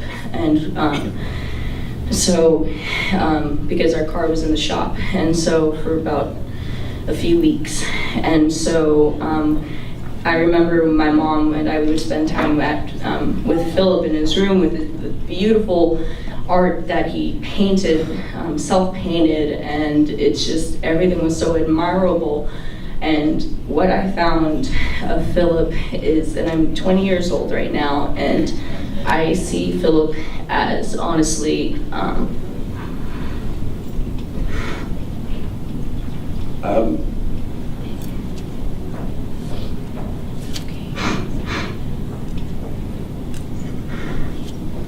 I see Philip as, a father figure, because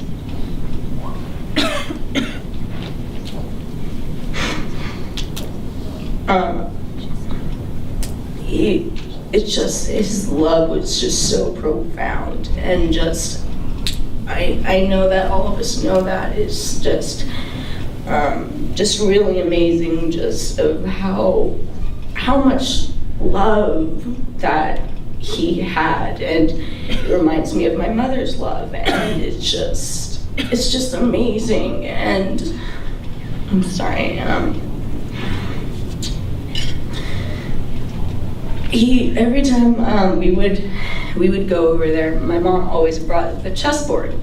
And then he joked around actually about it, because I would go downstairs in the lobby to finish up my homework and everything, because the internet connection was better there with laptops and everything. And so I would come upstairs, and then Philip just looked at me and just smiled and said, "She's kicking my butt." and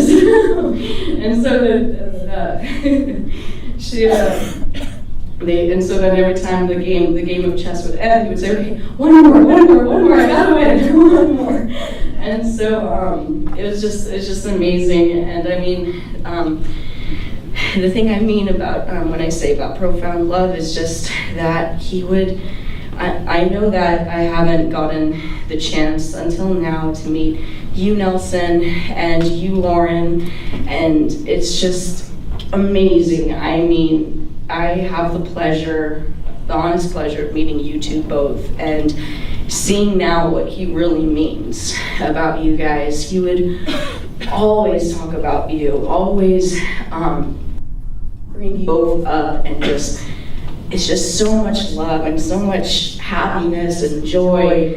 And he would constantly, and his mom, and your mom, Destiny, and it's just all the time, you guys were always on his mind. And so it was really, really nice. And Philip was a great person, and I know that he's here with us today, standing with us. And thank you all for listening and coming.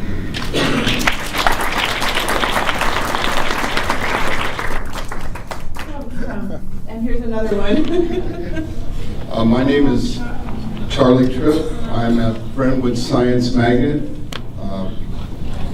So I have a couple of different things to talk about with Philip. First, some people from Palisades, the Optimist Club, came to our school and asked us if we would start an Optimist Club at Brentwood Science Magnet. So we started a club. And one of the things that was going on when we were doing that is that we had, okay. You're just staying here. Thank you, so I don't fall down. Okay. And with this Optimist Club, we really believed in art.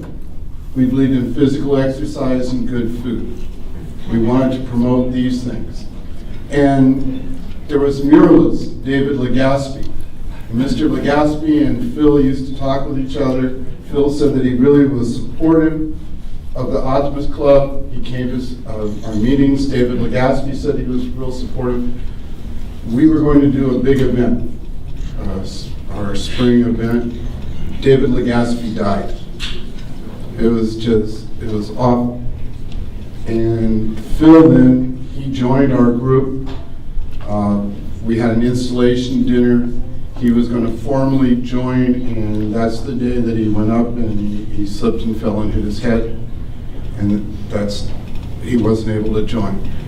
As I talked to Debbie and to Phil, I found out that his father had been an optimist all his life.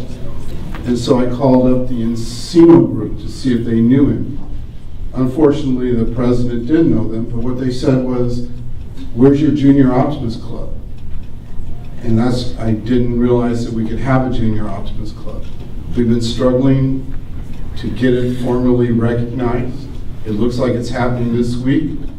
And one of the things, if you ever want to join us, one of these Saturdays we're going to be planting a garden right at the start of the school and behind the amphitheater. And it would be really great to honor Philip's memory by having people come out and help us plan it. But we don't have a date because it hasn't been officially approved, but almost. And that's the key of being an optimist. You believe it's going to happen, and you keep pushing it, it will. The second part is that when Philip was hurt, he needed to have coverage for his illness. And so we talked to Debbie. Debbie had found out from the district. Ms. Durmont, Homa right here, she spearheaded getting all of the stuff turned into the district. And we were able to donate many days. And then Hobart, they donated twice as much as we did. So that's real impressive. And then Queen Anne came through. So it's just a testament to how important Phil was. Philip, I always called him Phil, and he always said Philip, so I'm sorry. But anyhow, these are the teachers and office people from our school. It's just really great. We just have lots of people here. I'll let them introduce themselves. Quick. I had a joke with him. If he didn't do the things that I had asked him to do, his punishment was, you have to buy a $5 foot-long Subway. So, believe it or not, on his wheelchair, he brought us that sandwich. Okay? I just wanted to share that Mr. Tripp is the one who really made the push. Give your time, give your time, give your time. And he gave a lot of his time. I just wanted to share a card that kind of sums it up for me. I mean, people here demonstrate the type of person that he was. You wouldn't be here today if you didn't have thoughts about him, even if it was 40 years ago, 25 years ago, 60 years ago, whatever it was. He meant enough to you for you to come today. And even if you only met him a few years ago, he still made an impact in your life. I listened, and when I think about him, I think about the caring person that he was. Everybody talks about his sense of humor. There might have been some funny moments, but I'm having senior moments, and they kind of last all day long. So I'm going to share this card with you. Somewhere in a journey begins at the end of the worldly existence we know. Somewhere a path stretches over the stars and rivers of memories flow. Somewhere a silence is heard far away and the brightness of day fills the night. Where the trials of life are resolved into peace when a soul finds its way to the light. May it comfort you to know that your loved one is now at peace.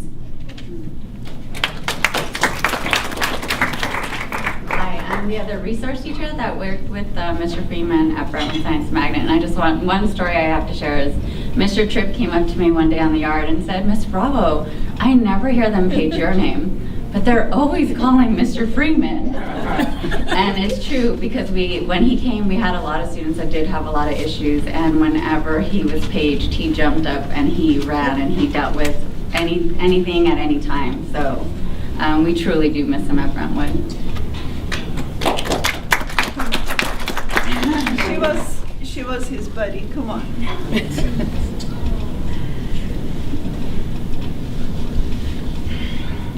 This is hard for me because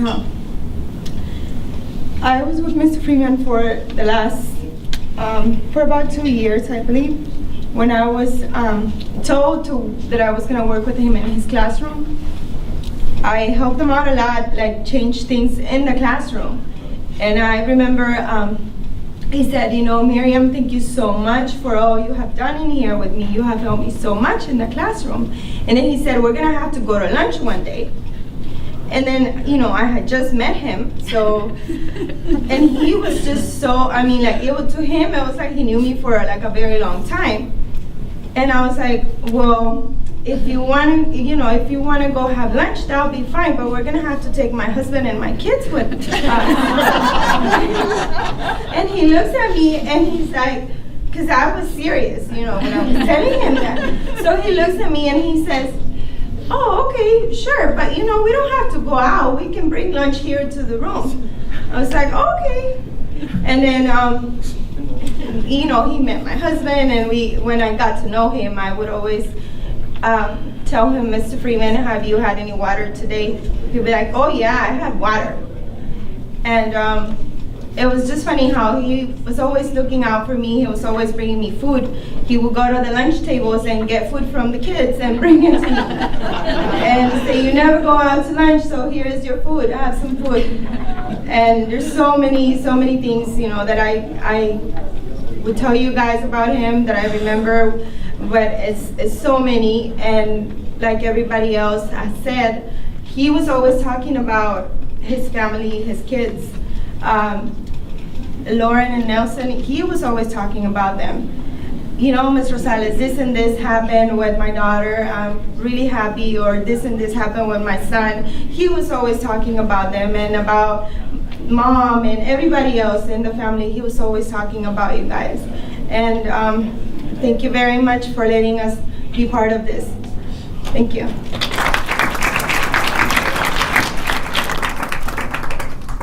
Hello, I'm Karen Alexander. I'm a fifth grade teacher at Brentwood Science Magnet.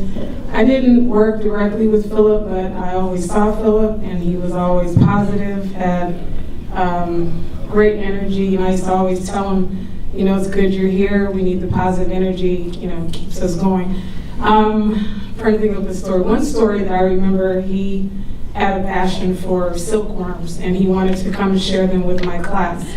And I told him, I said, okay, I'm glad you're coming because I'm not really good with insects. And so he said, oh yeah, sure, no problem. So he and his assistant, Ms. Rosales, they both came in and he shared the whole process, the whole cycle of how they go, what they go through. And it was amazing. My students were really excited. I was excited because he did it and I didn't have to. And it was just a good experience for the kids. And so I'm going to really miss Philip, and we got to visit him the last couple of days, and I was still talking to him and telling him how we miss his positive energy at Brentwood. Thank you.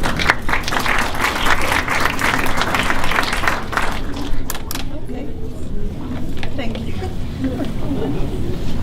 Hi, I just wanted to say I knew Philip in the first year he was at Brentwood because I was in the office, and he just was a great addition to our school, I think. And he sure made me feel, you know, like anything I can do for you, let me do.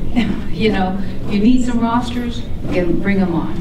But he was always that way for everybody. You know, he would do anything he could for anybody. And I just wanted to say how grateful I am, and thank you for letting me be part of this today.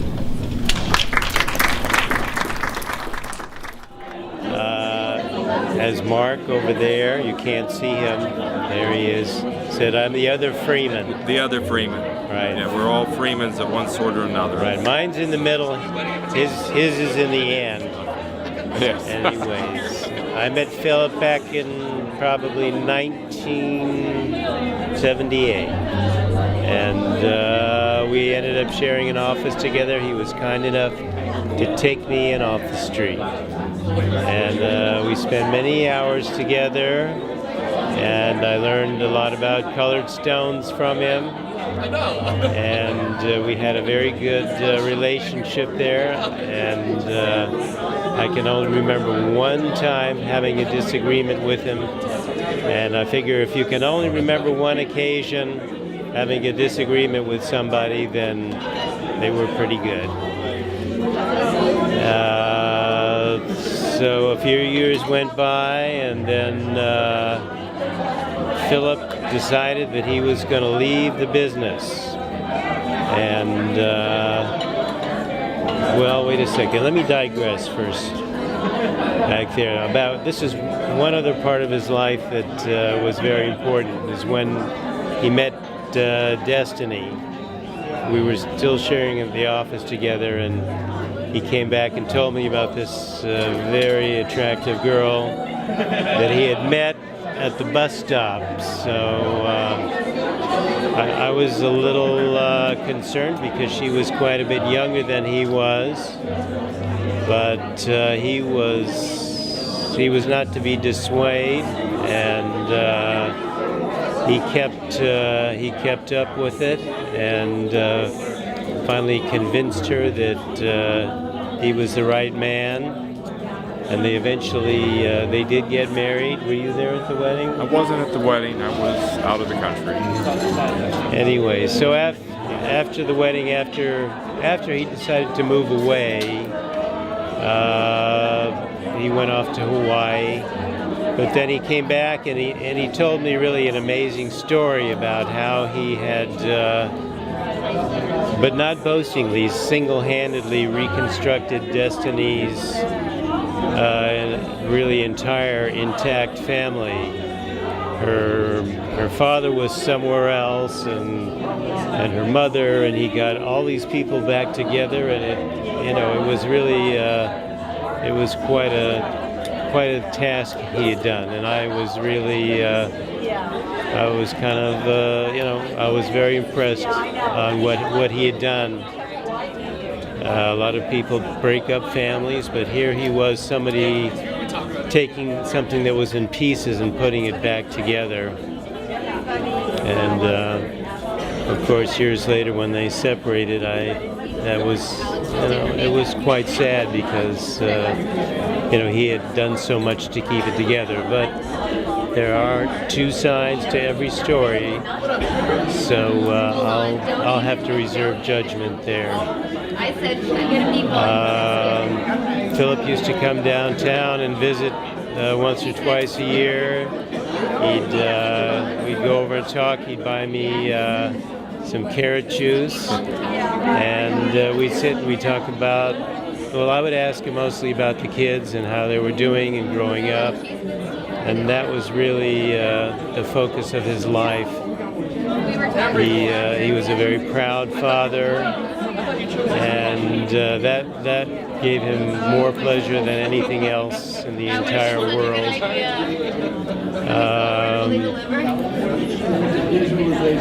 We spoke. I know I was very sort of. I wasn't shocked to hear, but the fact that he'd gotten involved in some kind of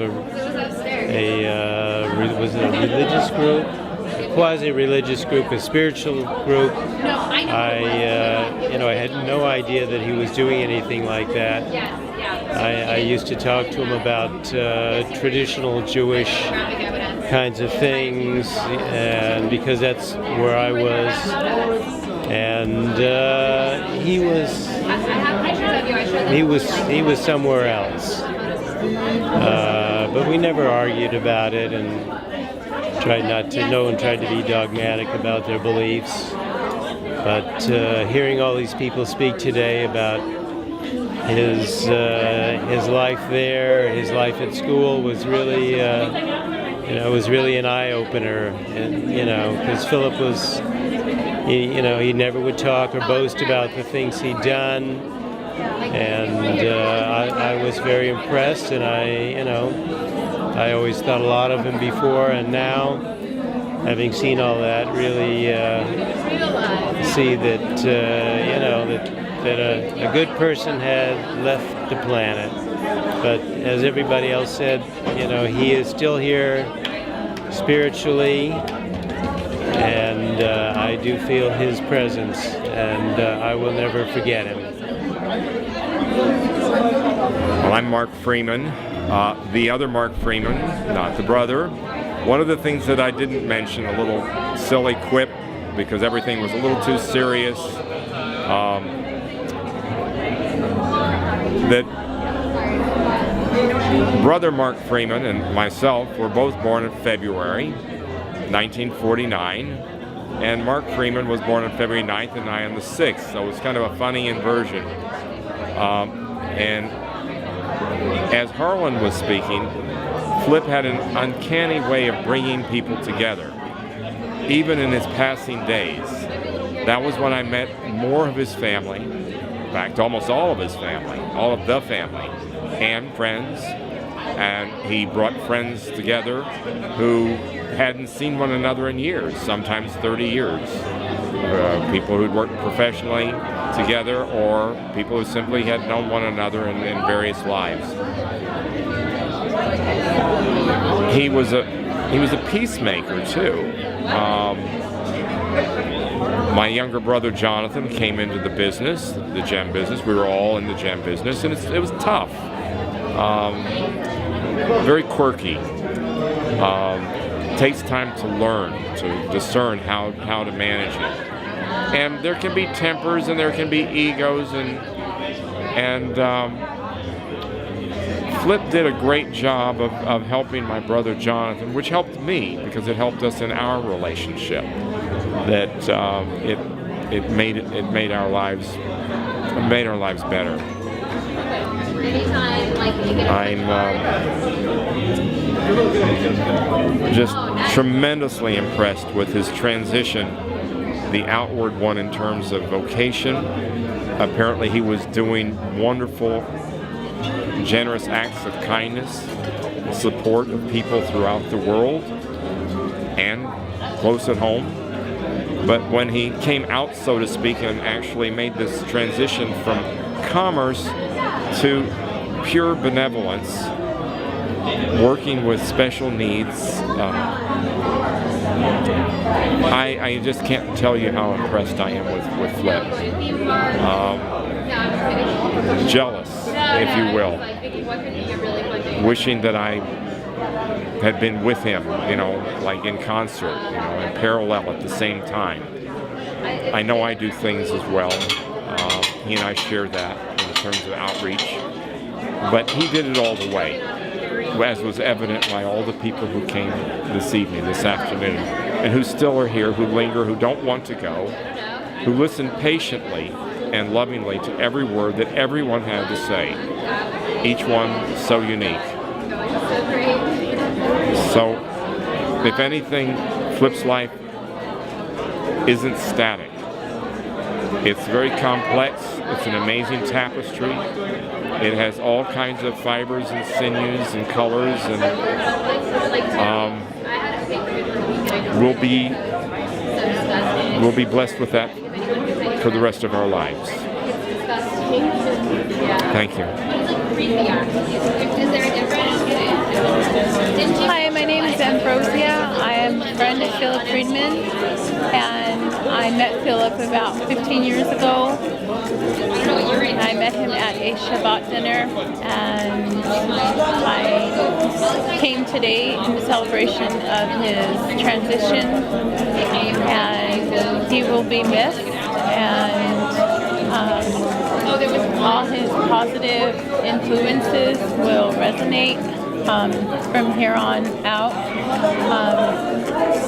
with all the love of his family and friends, and just the love that he demonstrated so freely that it would just continue to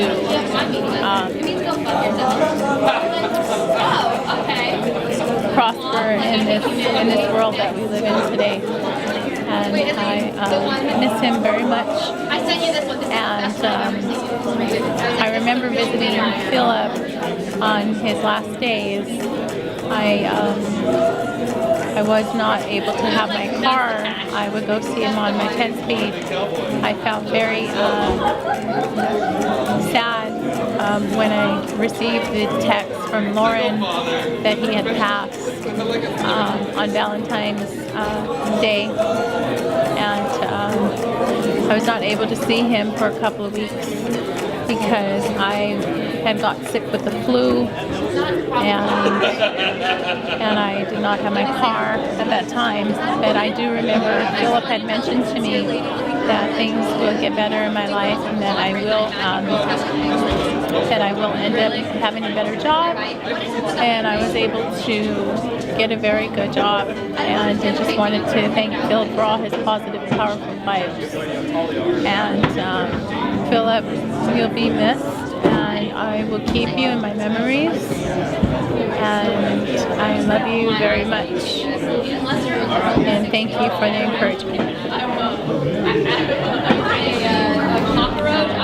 I just wanted to thank everybody in the Freeman family for embracing me and letting me be there for everything that happened, getting to be there fully for the whole year, everything going on with Flip. It was good. I'm not gonna lie, you guys never made me feel like I was now part of the family.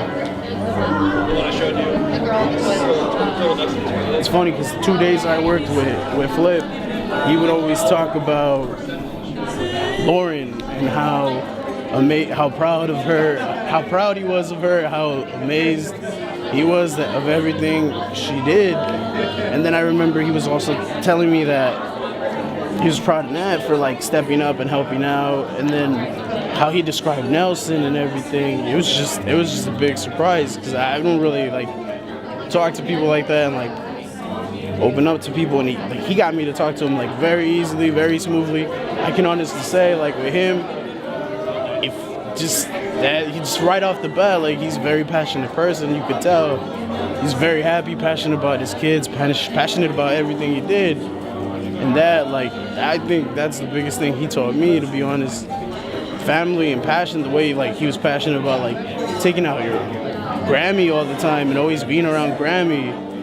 He looked out for her. The way he was so passionate about Nelson's music career, how proud of him he was, and how he described him to me before I even met the guy.